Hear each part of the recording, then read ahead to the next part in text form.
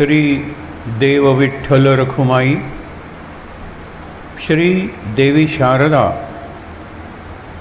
श्री देव गणेश, प्रभु श्री रामचंद्र, भगवान श्री गोपाल कृष्ण, श्री महारुद्र हनुमान, महर्षि श्री वेदव्यास, श्रीमद् आद्य शंकराचार्य, सद्गुरु श्री ब्रह्मचैतन्य महाराज, संत सूर्य जगद्गुरु श्री तुकाराम महाराज या सर्वांच्या प्रेरणेनं आणि तुम्हा सर्व मंडळींच्या आशीर्वादानं यावर्षी जे 5 दिवस कार्यक्रम असतात, तुकाराम बीज ते एकनाथ षष्ठी, नाथषष्ठी म्हणतात. तर उद्या शेवटचा दिवस आहे. आपण विषय घेतलेला आहे तुकारामाचा हरिपाठ. हरिपाठमध्ये पाठांतर नाही आहे. आपण म्हणतो माझी कविता पाठ झाली. हरिपाठ झाला म्हणजे काय? हरी झाला पाठ. बरं, ते हरिपाठ म्हणून जी काव्य आहेत, रचना आहेत, त्या पाठ करायच्या का? अनेक वारकऱ्यांच्या पाठ असतात. ज्ञानदेवांचा हरिपाठ हा सगळ्यात महत्त्वाचा. आणि गोंदवल्याला ज्यावेळेला भाजी चिरतात त्यावेळेला रामपाठ म्हणतात, नाम सदा बोलावे म्हणतात, आणि ज्ञानदेवांचा हरिपाठ म्हणतात. ते 28 अभंग आहेत. हे 33 अभंग आहेत, लक्षात ठेवा, तुकारामाचे. आणि त्याच्यात तुकारामाने जरा एक निराळी दृष्टी आपल्याला दिलेली आहे. हरिपाठाचा उद्देश काय आहे? हरिमुखे म्हणा, हरिमुखे म्हणा. तुम्ही केव्हा म्हणणार मुखे? ज्यावेळेला वेळ असेल त्यावेळेला, आठवेल त्यावेळेला, म्हणजे होणारच नाही. सतत तुमच्याकडून हरिमुखे म्हणा, हरिमुखे म्हणा आलं पाहिजे. म्हणजे ज्यावेळेला बाहेरून तुम्ही दुसरं बोलत असता त्यावेळेला आतसुद्धा हरी हरी चालत असलं पाहिजे. तुमच्या कुठल्याही देवाचा मंत्र चालू असला पाहिजे. मग त्यासाठी काय केलं पाहिजे? आत्तापर्यंत आपण जो विषय बघितला, पहिल्यांदा त्यांनी सांगितलं की आपण गणेश, शारदा आणि गुरु यांना वंदन करूया. हा पहिला अभंग झाला. नंतर संध्येत जी नावं आहेत, कृष्ण, ऋषिकेश वगैरे, ती सगळी नावं दुसऱ्या अभंगात तुकारामांनी सांगितली की मग कृष्णा, माधवायन, सगळी आणि त्याच्या काही गोष्टी आपण बघितल्या. तिसऱ्या अभंगात ते म्हणतात मोक्षपुरी 7, अयोध्या, मथुरा, माया, काशी, कांची, अवंतिका आणि द्वारका. आपण एक 2-3 नगरींचं बघितलं. त्याच्यानंतर नद्यांची नावं घेतली त्याने. या नद्यांच्या बाबतीत महत्त्वाचं काय लक्षात ठेवा, जगातल्या सर्व संस्कृती, सिव्हिलायझेशन्स आपण म्हणतो, त्या नद्यांच्या काठी आहे, सागराच्या काठी नाही. कारण सागराचं पाणीच खारट आहे ना. आणि कुणालाही वस्ती करायची असेल तर पाणी पाहिजे, गोड पाणी पाहिजे. कशासाठी पाणी पाहिजे? शेतीसाठी आणि इतर उपयोगासाठी. म्हणून नद्यांच्या काठी आपली संस्कृती सिंधू संस्कृती म्हणतो. आणि सिंधूला हिंदू म्हणायला लागलो आपण. ती हिंदू संस्कृती झाली. त्याच्यानंतर सगळीकडे, म्हणजे चीनची संस्कृती असू दे, यांगत्से वगैरे नदीच्या काठी झाली असेल, युफ्राटिस, टायग्रीस, नाईल, या प्रत्येकाच्या काठी. आणि या महत्त्वाच्या ज्या हे आहेत नगरी, म्हणजे वॉशिंग्टन DC असू दे किंवा लंडन असू दे, पॅरिस, कुठल्या ना कुठल्या तरी नदीच्या काठी आहेत. कारण पूर्वी नदीचं पाणी मग ते तुम्ही घ्या, पाटातून आणा, शुद्धीकरण करा, घरोघरी पोचवा, पाहिजे होती नदी. म्हणून नद्यांना लोकमाता सरिता असं म्हणतात. म्हणजे माझी आई मला दूध देते, गाय ही अनेकांना दूध देते म्हणून त्याला गोमाता म्हणायचं. पण ही लोकमाता आहे ना, सरिता, म्हणजे सगळ्या लोकांचं ती पोषण करते. आणि दूध एक वेळ नसलं तर चालेल, पण पाणी पाहिजे. आणि ते पाणी लागतंच, सगळीकडे पाणी. म्हणून पाण्याला जीवन म्हणलेलं आहे. तो अपघात नाही आहे, तो विचार करून केलेला शब्द आहे. एके बाजूने पाणी म्हणजे जीवन, आणि ज्याला आपण लाईफ म्हणतो तेही जीवनच आहे. आणि त्यामुळे नद्यांचं स्मरण आहे. नद्यांचं स्मरण करताना एक प्रसंग आपण कायम डोळ्यासमोर ठेवावा. भागवताचं महात्म्य सांगताना एक कथा आलेली आहे सुरुवातीला, की नारद असे जात असताना, नारद उदास होतात, लक्षात ठेवा. किंवा ज्यावेळेला त्यांना कळतं की महान व्यतिक्रम झालेला आहे, ज्याचा सध्याचा आहे. महान व्यतिक्रम म्हणजे उलटंच उलटं. म्हणजे आपण म्हणतो ना, उद्धवा आजब तुझे सरकार, पतिव्रतेच्या गळ्यात धोंडा, वेशेला मणिहार, बोरी बाभळी उगाच जगते, चंदन माथी कुठार, कुऱ्हाड मारायची ती चंदनाला, अजब तुझे सरकार. पंडित दारोदारी फिरतात आणि मूर्ख सिंहासनावर बसतो. अजब तुझे सरकार. याला व्यतिक्रम असा शब्द वापरलेला आहे. आणि महान व्यतिक्रम, आपण त्याला सध्या कलियुग म्हणतो, हे लक्षात ठेवा. कलियुगात हे असंच घडायचं. गुणवत्ता आणि सत्ता हे फार क्वचित एकत्र दिसतील. गुणवान लोक प्रत्येक देशात आहेत, प्रत्येक समाजात आहेत, पण ते सत्तेत आहेत का? जवळजवळ कुठेही नाही. मागेही आपण बघितलं तर जरा विचार करा. हा पक्षाचा वगैरे कुठलाही विचार करू नका. नेतृत्वाचा विचार केला तर आज भारताचं नेतृत्व जगातली जी मोठी मोठी राष्ट्र म्हणतात त्यांच्या नेतृत्वापेक्षा खूप विचार करणारं नेतृत्व आहे, सुसंस्कृत नेतृत्व आहे. विरोध तर काय सगळ्याला होणारच आहे ना, पण सांगतो तुम्हाला विचार आहे तिथे. कुठले तरी गुरु होते, त्यांना ते सत्तेवर आल्यानंतर ते गुरु गेले, गुरुंना भेटायलाही हिमालयात गेले होते. ही काही नाटकं नव्हती, कारण त्या नाटकांची गरज नव्हती, हेही लक्षात ठेवा. नाटकांची गरज असेल तर तुम्ही नाटक म्हणा, पण फिलॉसॉफर किंग हा एक कन्सेप्ट, म्हणजे राजा पाहिजे, पण तो तत्त्वज्ञ राजा पाहिजे. समर्थ म्हणायचे की राजा कसा पाहिजे? कै पक्षी म्हणजे कैवारी, परमार्थ, परमार्थाचा कैवार घेणारा. कैवार घेणं म्हणजे बाजू घेणं, बाजूनी उभं राहणं. म्हणजे उगीच तो देवाच्या विरुद्ध जर काही बोलत असेल तर त्या राज्याला, त्या समाजाला काही भवितव्य नसतं. देव कुठलाही असेल, देवाची कल्पना कुठली असेल, पण माझ्यापेक्षा एक वरची शक्ती आहे. एक तुम्हाला सांगतो, नद्यांचं जे सांगत होतो, काही जर आणखीन 4-5 मंडळी आली तर हे लक्षात ठेवा. कुठलाही यज्ञ केला ना की यज्ञात शेवटी स्नान करतात, त्याला अवभृत स्नान म्हणतात. मग आता तो यज्ञ पुरा झाला, एक तिथे विधी आहे यज्ञ संपल्याचा, की राजा हातात राजदंड घेतो. राजदंड म्हणजे सोन्याचा, चांदीचा वगैरे असा असतो, आणि त्या यज्ञाला प्रदक्षिणा घालतो. आणि तिथे तो राजगुरू किंवा धर्मगुरू उभा आहे हातात धर्मदंड घेऊन. गुरुच्या हातात धर्मदंड आहे आणि राजाच्या हातात राजदंड आहे.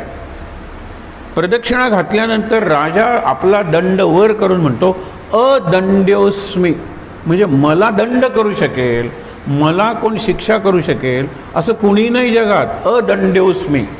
आणि त्याच वेळेला त्या राजगुरूसमोर तो स्वतःचं डोकं खाली करतो. तो राजदंड जो आहे तो त्याच्या डोक्यात मारतो धर्मगुरू आणि सांगतो धर्मदंड्योसी. हा काय म्हणतो? अदंड्योस्मी, मला दंड करेल, मला शासन करेल अशी शक्तीच नाही आहे जगात, आणि डोकं खाली करतो. आणि जो राजगुरू किंवा धर्मगुरू आहे, ज्याच्या हातात धर्मदंड आहे, तो हळूच त्याच्या डोक्यावर मारतो आणि सांगतो धर्मदंड्योसी. धर्माची सत्ता तुझ्यावर आहे, ऋषींची सत्ता तुझ्यावर आहे, आध्यात्मिक सत्ता तुझ्यावर आहे. पण सिकंदर ज्या वेळेला भारतात आला त्यावेळेला भारताच्या सीमेवर त्याला एक ऋषी भेटला, आणि सिकंदर हा ऋषींना मान देणार होता. एरवी तो क्रूर प्रचंड, म्हणजे त्यांनी लहान मुलाला, हा जर पुढे राज्यावर वारस आला तर त्रास नको म्हणून आईने परीक्षा बघितली, ह्या लहान मुलाला तू जर तलवारीने मारलंस तर मी म्हणेन की माझा मुलगा जगज्जेता होणार आहे. तो मारतो त्या लहान मुलाला. परंतु एक आहे की त्याचे गुरु जे आहेत, पहिल्यांदा सॉक्रेटिसचा प्लेटो, प्लेटोचा ॲरिस्टॉटल आणि ॲरिस्टॉटलचा सिकंदर. म्हणजे सिकंदराची गुरुपरंपरा केवढी आहे, तेवढे संस्कार त्याच्यावर आहेत. पण ऋषी किंवा ज्ञानी दिसला की सिकंदर त्यांना मान द्यायचा, हे लक्षात ठेवा. आणि जो मान द्यायचा तो म्हणजे अगदी खाली उतरेल, नमस्कार करेल. तर इथे त्या ऋषीने त्याला सांगितलं भारताचा तो पूर्ण पराभव करू शकणार नाही. तो तलवारीच्या जोरावर माझं सैन्य केवढं आहे, सगळा भारत मी जिंकणार. भारतात 2 सत्ता आहेत आणि आहेतच, बाकीच्या देशात एवढ्या सत्ता नसतील, भारतात 2 सत्ता आहेत. एक आहे ती राजसत्ता, जी तू जिंकशील, तू जिंकून घेशील, सगळ्या राजांचा पराभव करशील. पण गुरूंची सत्ता आहे, ऋषींची सत्ता आहे, आणि ती सत्ता राजवाड्यात वगैरे नाही राहत, झोपडीत राहते. झोपडीत तू अगदी त्याच्यावरून बुलडोजर म्हणतात ना, घालून नष्ट करशील, झोपड्या नष्ट करशील रे. गुरूंची सत्ता कशी नष्ट करणार आहे? रामायणातला एक प्रसंग बघा की सीता जात असताना तिला अशी एक टेकडी दिसते की ज्याच्यात सगळी हाडं असतात, माणसाच्या कवट्या असतात, म्हणजे हजारो माणसं मेलेली आहे तिथे. आणि त्यावेळेला एक ऋषिकुमार तो पाणी आणत असतो, दुसरा एक ऋषिकुमार लाकडं आणत असतो. राम विचारतो ही कुणाची हाडं आहेत? तो याच्यातली काही हाडं माझ्या गुरूंची सुद्धा असतील, गुरूंची, त्यांच्या गुरूंची, अशी किती शेकडो वर्ष गुरु मारले जात होते. कारण या भागात जे राक्षस आहेत ते नरभक्षक राक्षस आहेत. मग ते म्हणाले तुम्ही का नाही जात? अरे राक्षस आम्हाला खातील, यज्ञाला कसं खाणार आहेत ते? यज्ञ चालू राहायला पाहिजे, आश्रमातलं शिक्षण चालू राहिलं पाहिजे. आश्रम नष्ट करतील, आश्रमातल्या विद्यार्थ्यांना खातील, पण पुढे नवीन विद्यार्थी येतच राहतील. आणि म्हणून ही हाडं आमच्या पूर्वीच्या गुरूंची असली तरी आमच्या गुरूंनी मरताना सांगितलेलं आहे यज्ञ बंद करायचे नाहीत.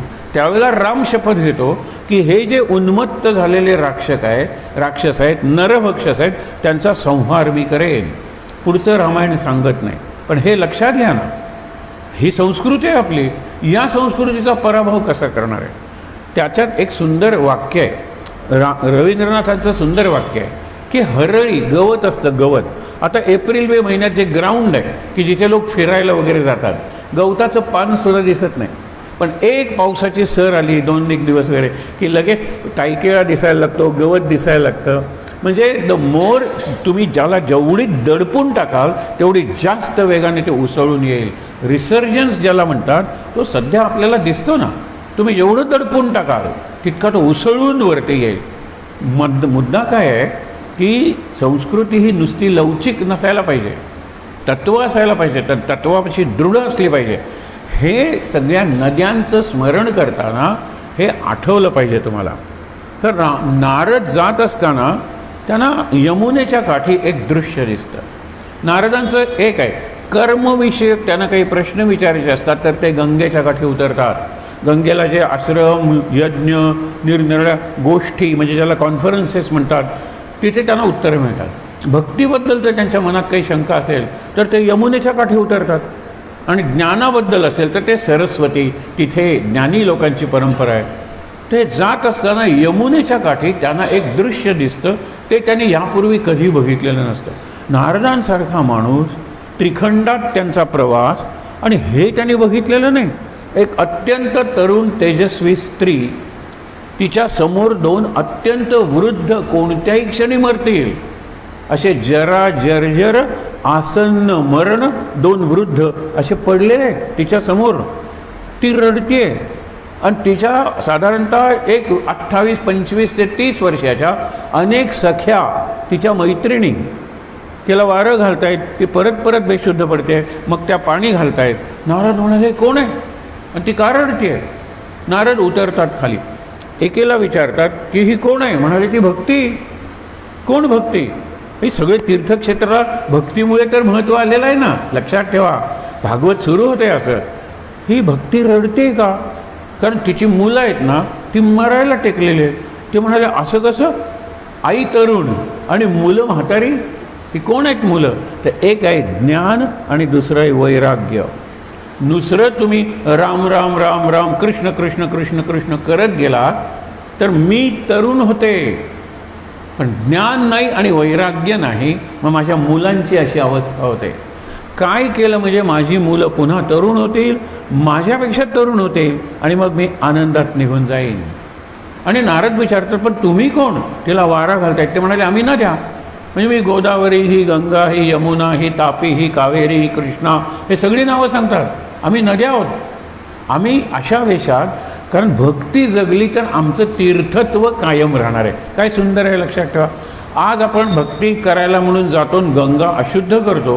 ही कसली भक्ती हो? ही तामस भक्ती आहे.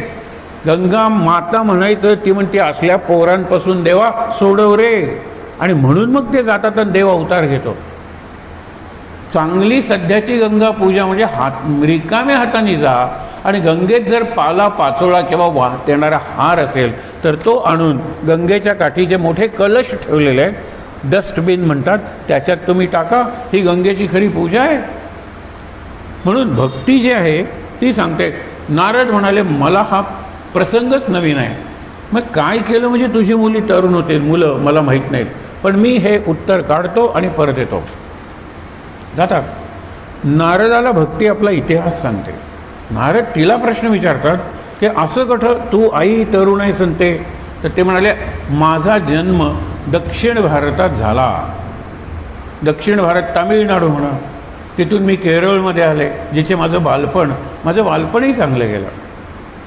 सांगते सध्या बरोबर विरुद्ध चाललेलं आहे भागवताच्या नावे. बघा, माझा जन्म झाला, तमिळनाडू, तमिळ प्रांतात, केरळमध्ये माझं बालपण गेलं, मला बरे दिवस आले. कर्नाटकात मी जरा यौवनावस्थेत आले, फार छान वाटलं मला. महाराष्ट्रात निरनिराळे संत, त्यांची ती भक्ती, हे सगळं बघितल्यानंतर मी अत्यंत यौवनात तरतरीत झाले. माझं ज्ञान आणि वैराग्य, मुलं माझ्यापेक्षा लहान होती, तेजस्वी होती. कुठल्याही महाराष्ट्रातल्या संतांनी ज्ञान आणि वैराग्यांचा हात सोडून भक्ती करा म्हणून सांगितलेलं नाही आहे. हे भक्ती करा म्हणजे सध्या. मग म्हणाले मी गुजरातमध्ये गेले, महाराष्ट्रातून माझी उपासमार व्हायला सुरुवात झाली. तिथून मी गुर्जर प्रांतात गेले, मारवाड. भागवतातलंच मी तुम्हाला म्हणतोय. तिथे माझ्या ह्या मुलांना कोणी विचारायनसच झालं. मला काहीतरी खायला मिळायचं, पण ज्ञान कुणाला नकोय, वैराग्य कुणाला नकोय. भागवत सांगते, भागवत वाचायचं असेल, भागवताचा सप्ताह करायचा असेल तर ज्ञान वैराग्याशिवाय काय करता? नुसती भक्ती भक्ती काही करायचं, नाव घ्यायचं, निरनिराळे म्हणायचं. आणि कॅमेरा आल्यानंतर त्या बायका एकमेकाला उठवतात, तो एवढ्या जाड्या त्या बायका. मी म्हणत नाही त्यांच्यावर, तुम्ही हे दृश्य बघता टी व्हीवर. म्हणजे भागवतानी जसं करू नका सांगितले तशा प्रकारचं भागवत, आणि लाखो लाखो नाही, काही कोटी रुपये खर्च होतात. कारण किती वर्षांपूर्वी तुम्हाला सांगतो की 11 लाख म्हणजे आत्ताच्या 11 कोटी सगळा भागवत सप्ताह डोंगरे महाराजांचा झाला. मग पाहून सांगतोय तुम्हाला. आणि 11 लाख रुपये उरले, 11 कोटी रुपये उरले म्हणा आत्ताचे. तर करायचे काय? डोंगरे महाराज म्हणाले आपण रामदासांच्या भूमीत आहोत, रामदासांनी 11 मारुतींची स्थापना केलेली आहे. मी काही मारुतींच्याकडे गेलो, तिथे भटजीचं जे कुटुंब आहे ते अगदी गरीब आहे, पण तो दिवा तिथे ते पेटत ठेवतात, पूजा करतात, आरती करतात. हे जगातले खरे मिशनरी आहेत. हे दुसऱ्या धर्मातले मिशनरी आहेत ना, कमिशनरी आहेत. ते काय मिशनरी? कुठलं मिशन? प्रचंड राजसत्ता काढून द्या त्यांची, आणि प्रचंड अर्थसत्ता काढून घ्या, आणि धर्म जगवून दाखवा. आपल्या देशात स्वातंत्र्यानंतर तर आपल्या धर्माला अत्यंत वाईट दिवस आले सेक्युलरिझमच्या नावाखाली, आणि तरीही आपण आज एक तो चित्रपट आला आहे, त्याच्या निमित्ताने जे जागरण व्हायला लागलेलं आहे, अवश्य आहे ते. ती ऐतिहासिक गोष्ट आहे. चित्रपट विसरून जा, पण आज एक अशी घटना आपल्या देशात घडते आहे की आपण मागे वळूनच बघणार नाही. आता सगळ्या जगाला याची दखल घ्यावी लागलेली आहे. भारतात त्याचा शो होत नव्हता, तर अमेरिकेत, राजधानी आहे अमेरिकेत, तिथे केला. मुद्दा काय माझा लक्षात ठेवा ना, ज्ञान आणि वैराग्य न सोडता भक्ती तुम्ही करा. आणि मी सुद्धा मरायला टेकले. मग माझ्या त्या मुलानं घेऊन कशी बशी मी वृंदावनात पोचले.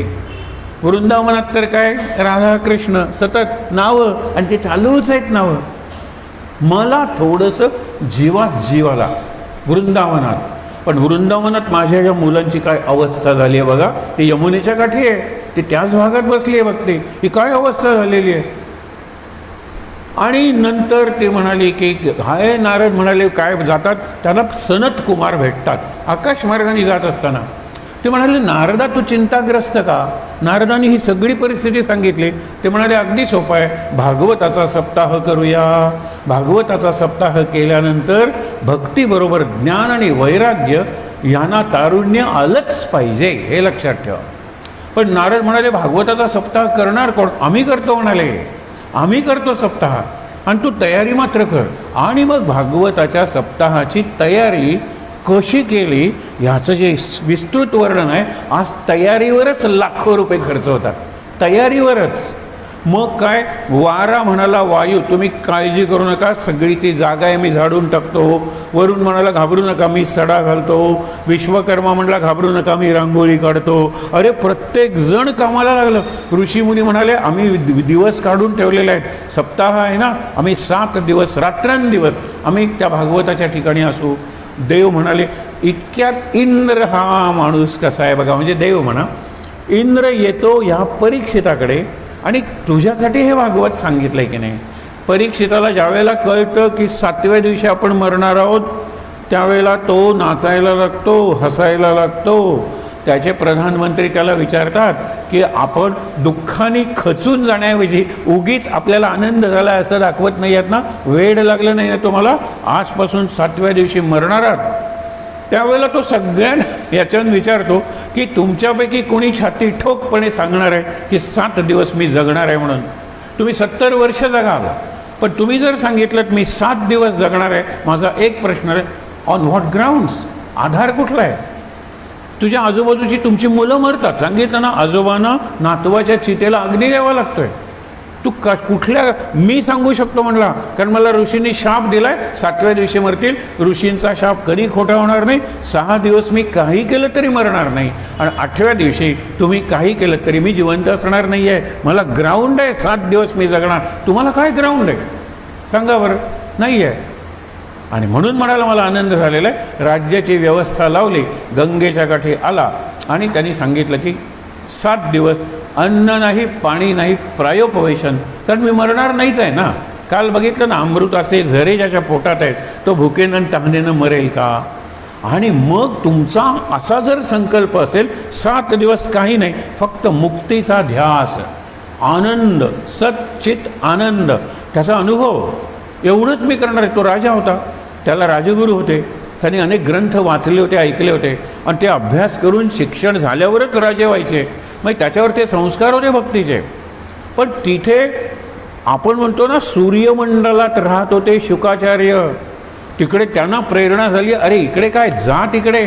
7 दिवसच उरलेले आहेत त्या परीक्षित राजाकडे, आणि त्याला आनंद झालेला आहे. आणि त्यांनी संकल्प केला आहे, निर्धार केला आहे काय, की 7व्या दिवशी मी मुक्त होईन, मी मरणार नाही आहे, मृत्यू नाही, मुक्ती मिळवणार आहे. मग हे येतात आणि म्हणतात, राजा मी तुला एका ग्रंथाचा दोष सांगतो, आपण तो ग्रंथ वाचूया.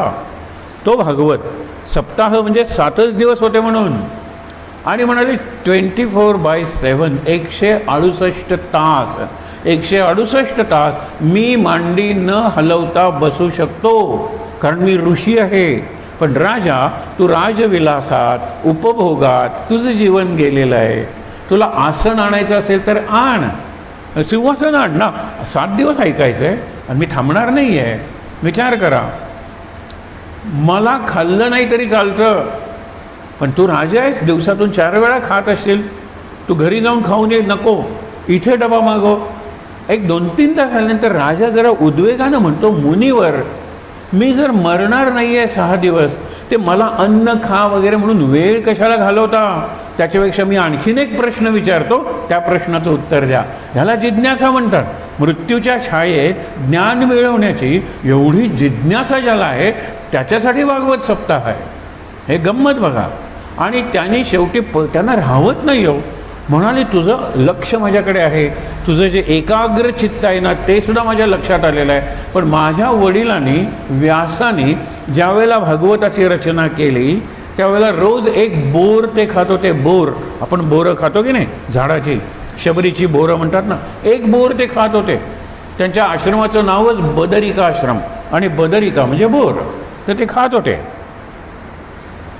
तू काहीतरी खाऊन घे, परत परत तुम्ही मला कशाला त्रास देता, माझं लक्ष आहे, तुम्ही सांगा. आणि मग त्यांनी शेवटपर्यंत भागवत सांगितलं. भागवताचा शेवट, तो तक्षक येतो, तो दंश करतो. अनेक पुराणात या कथा निरनिराळ्या आहेत. एक कथा बरोबर विरुद्ध तुम्हाला सांगतो.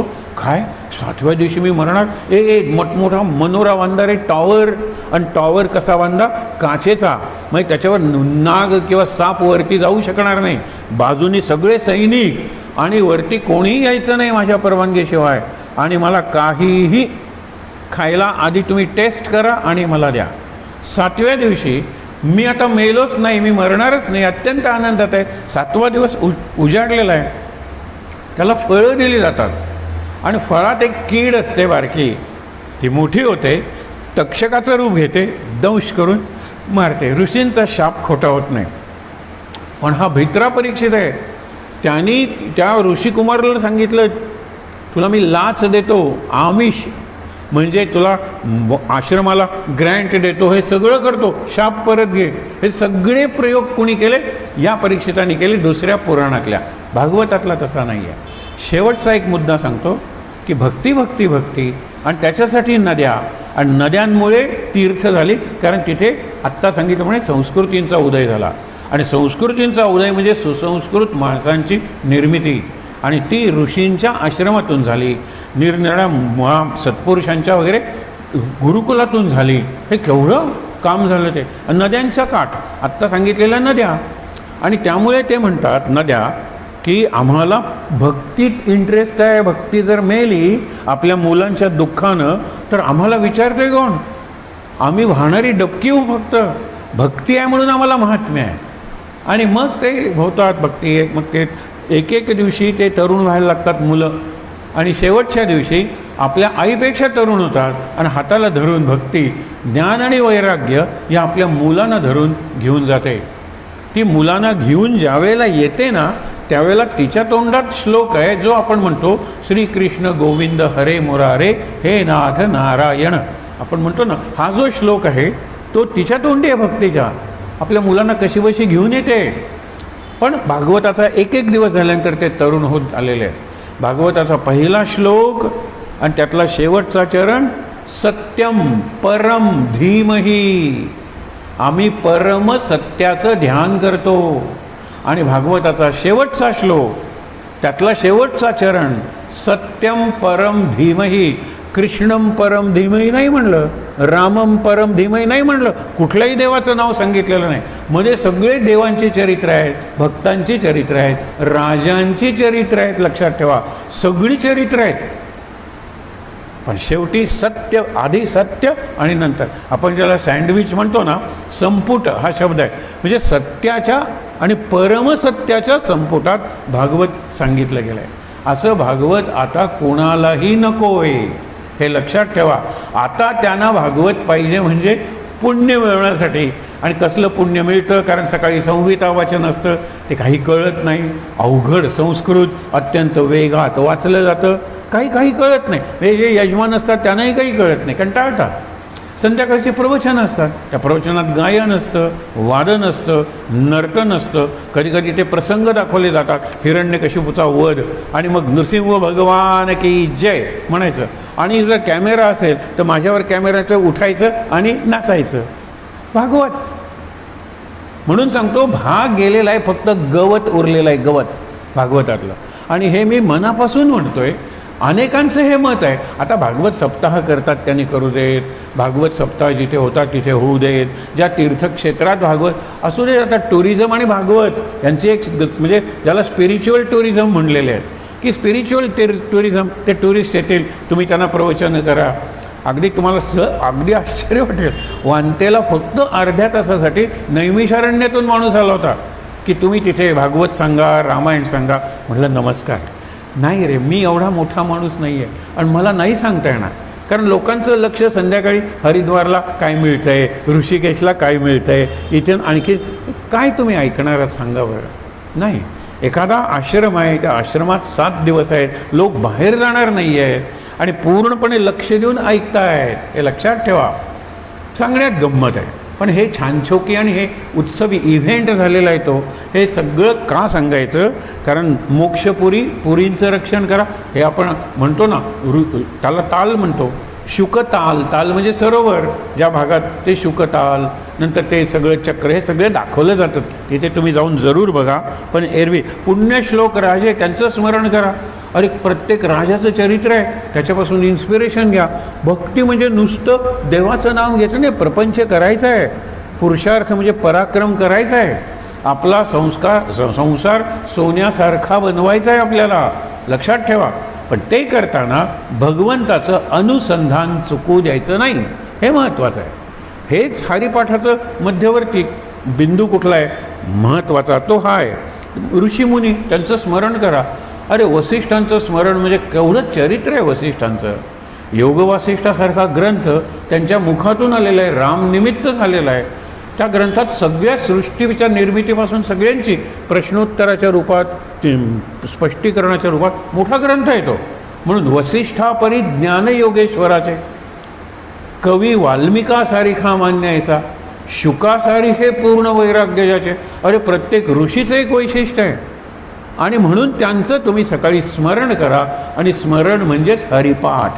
स्मरण करा, संकल्प करा, मी यांच्यातला हा गुण घेईन. पतिव्रता नारी, अहल्या, तारा, मंदोदरी, आपण बघितलं, सावित्री, या सगळं त्यांचं स्मरण करा. अरे, कुणी सांगितलं की स्त्रियांना फक्त चूल आणि मूल दिलं होतं? रांधा, वाढा, उष्टी काढा हा स्त्रियांचा रोल नव्हता सांगितला. म्हणून आपल्या संस्कृतीचे 2 महत्त्वाचे भाग आहेत. एक वैदिक भाग आहे, दुसरा पौराणिक भाग आहे. पौराणिक भागाच्या काळात आपल्यावर आक्रमणं सुरू झाली, पण वैदिक काळात अरे मुलींच्या मुंजी करत होत्या, मुली आपल्या वडिलांच्या किंवा आईच्या चितेला अग्नी देत होते. त्या मुली म्हणजे स्त्रिया पुरुषांबरोबर सगळ्या प्रकारच्या याच्यात भाग घेत होता. परवा सांगितलं ना की गार्गी मैत्री, त्यांनी तर याज्ञवल्क्यांचा शेकडो ऋषी बसलेले आहेत, समोर जनक बसलेला आहे राजा, पण त्यांनी वाद घातलेला आहे. म्हणजे त्यांना परवानगी होतं.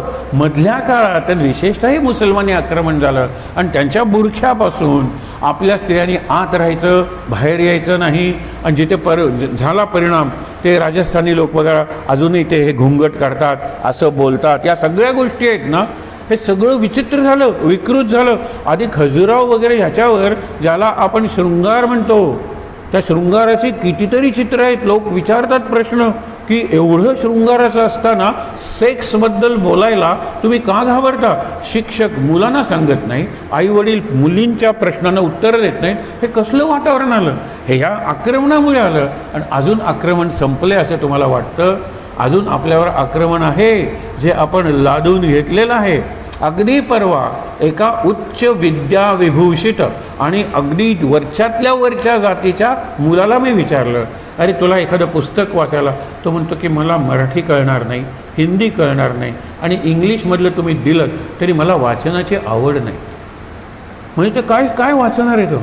आणि मराठी येत नाही म्हणला. अरे म्हणलं तुझ्या आजोबांनी वगैरे मराठीतून मोठे ग्रंथ लिहिलेले, वडील वगैरे तुझी मराठीतून व्याख्यानं करतात, तुमचं कुटुंब हे एका उपाध्यायाचं कुटुंब आहे. पण त्यांनी तो कुठे गेला? इंग्लिशमधल्या माध्यमात स्वतः ॲडमिशन आईने घेतलेली आहे. आणि वडील एक वेळ म्हणतात त्याला 4थीपर्यंत मराठी शिकू दे. आई म्हणते नाही, माझं पोर रडलं तेच इंग्लिशमध्ये. काय करणार आहात तुम्ही? म्हणून पतिव्रता नारींचा जो रोल होता तो रोल घालवला आपण, हाऊसवाईफ शब्द घालवला आणि होम मेकर बनवला. आत्ताच्या पिढीत काय आहे? आज मी चहा करायचा, उद्या तू चहा करायचा. याच्यात दृष्टी कुठे बदलली आहे? स्टेटस कुठे बदलली आहे? नाहीतर स्त्रियांवरचे अत्याचार वाढले नसते, वाढत आहेत. त्यांची सुरक्षितता कमी झालेली आहे. हे मी का सांगतोय? ह्याला हरिपाठ म्हणायचं. हरिपाठ म्हणजे कुठेतरी जाऊन हरी हरी हरी हरी म्हणणं नाही. म्हणून तुकारामांनी एवढी सगळी उदाहरणं दिलेली आहे. नंतर भक्तांची उदाहरणं दिलेली आहेत. नारद, अंबरीश, ध्रुव, प्रल्हाद यांच्यापासून काय शिकायचं? त्यांची चरित्र वाचली पाहिजे. अंबरीशाचं चरित्र, अंबरीशा एकादशी करणार होता आणि समोर जे जय विजय दिसतात ना त्या खांबावर, त्यांचा संबंध आहे ना, त्यांचा नाही, निराळा संबंध आहे. एकादशी करत होते कारण दुष्काळ पडला होता. आता पुरोहित म्हणतात आता दुष्काळ पाऊस पडेल आणि तुम्ही काय करा, ते सोडा, एकादशीला आपण पारणं करूया. अशा वेळेला दुर्वास येतात आणि ते म्हणतात बरं झालं ऋषीवर तुम्ही आलात, हातात आचमन घेतलेलं आहे कारण तो द्वादशीचा मुहूर्त आहे, तो मुहूर्त जाऊ द्यायचा नाही आहे. अशा वेळेला दुर्वासांना तो सांगतो जाऊन स्नान करून या, आधी तुम्हाला मी पूजा करेन, तुमचंही भोजन होईल आणि नंतर यजमान भोजन करेन. दुर्वास येतच नाहीत, मुहूर्त तर टळतो. त्यावेळेला ऋषी म्हणतात की तुम्ही असं करा, आचमन घ्या, कारण पाणी हे म्हणलं तर अन्न आहे, म्हणलं तर अन्न नाही, तेव्हा तुम्ही घ्या. घेतो इतक्यात दुर्वास येतात. दुर्वास बघतात त्याला पाणी आचमन घेताना, त्यावेळेला दुर्वास चिडतात. दुर्वास म्हणजे क्रोध मूर्तिमंत. आणि म्हणतात काय की यजमानाने जो पाहुणा आहे अतिथी त्याच्या आधी जेवायचं नसतं. तो म्हणतो नाही नाही मी फक्त आचमन घेतलेलं आहे आणि पाणी म्हणजे अन्न नाही म्हणलं तर, आणि म्हणलं तर अन्न आहे, म्हणलं तर अन्न आहे ना, मी म्हणतो अन्न आहे. तेव्हा आता मी तुला शाप देतो, नीच योनीत तुला 3 जन्म घ्यावे लागतील. शाप हा ट्रान्सफरेबल नाही आहे, पण भक्ताच्या बाबतीत आहे. हे लक्षात ठेवा की देवानी सगळ्या नात्यांचा वध केलेला आहे. जो आईचा वध परशुरामांनी रेणुका मातेचा वध केला, डोकं उडवलं, पण त्याचा आपल्या वडिलांच्या सामर्थ्यावर विश्वास होता. जमदग्नी ऋषी एवढे प्रसन्न झाले, मग काय पाहिजे तर माझी आई मला परत पाहिजे, आणि म्हणून त्यांना आई परत मिळाली. पण आईचा सुद्धा वध केलेला आहे. आणि परशुरामाला आपण अवतार म्हणतो. आणि जो महाभारत युद्धात तर सगळी नाती एकमेकाच्या विरुद्ध उभी आहेत. किंवा खरं सांगायचा मोह आवरत नाही म्हणून तुम्हाला सांगतो, संस्कृत श्लोकांपेक्षा विनोबांच्या गीताईतला हा श्लोक महत्त्वाचा आहे. आजे काके तसे मामे सासरे सोयरे सखे गुरु बंधू मुले नातू दोन्ही सैन्यात सारखे. इकडे गुरु आहे तर इकडे शिष्य आहे, इकडे गुरु आहे तर इकडे शिष्य आहे, इकडे मामा आहे तर इकडे भाचा आहे, इकडे पुतणे आहे तर इकडे काका आहे. काय कुठलं नातं राहिलंय सांगा बरं. आजोबा आहेत ना भीष्माचार्य, त्यांना सुद्धा संपलं ना जीवन. गुरु आहेत ना द्रोणाचार्य, कुठलंही फक्त भक्ताला देवाने कधी मारलेलं नाही आहे. देवे भक्त वधिला ना देखिला ना ऐकिला, शरणागतास म्हणजे भक्तास देव जाहला वज्रपंजरू, तो रक्षण करतो. मग त्या अंबरीशाला दिलेले शाप देव म्हणतो मी भोगेन माझ्या भक्ताचे शाप. तो एकादशी करणारा भक्त आहे आणि एकादशी म्हणजे विठ्ठल वगैरेचं अत्यंत आवडतं व्रत आहे वारकरी संप्रदायाचं. मी ते शाप भोगेन. मधल्या काळात आणखीन एक गोष्ट करतात, हे अंबरीशाला नमस्कार करताना हे आठवायला हरकत नाही. आपली जटा उपटतात आणि आपटतात.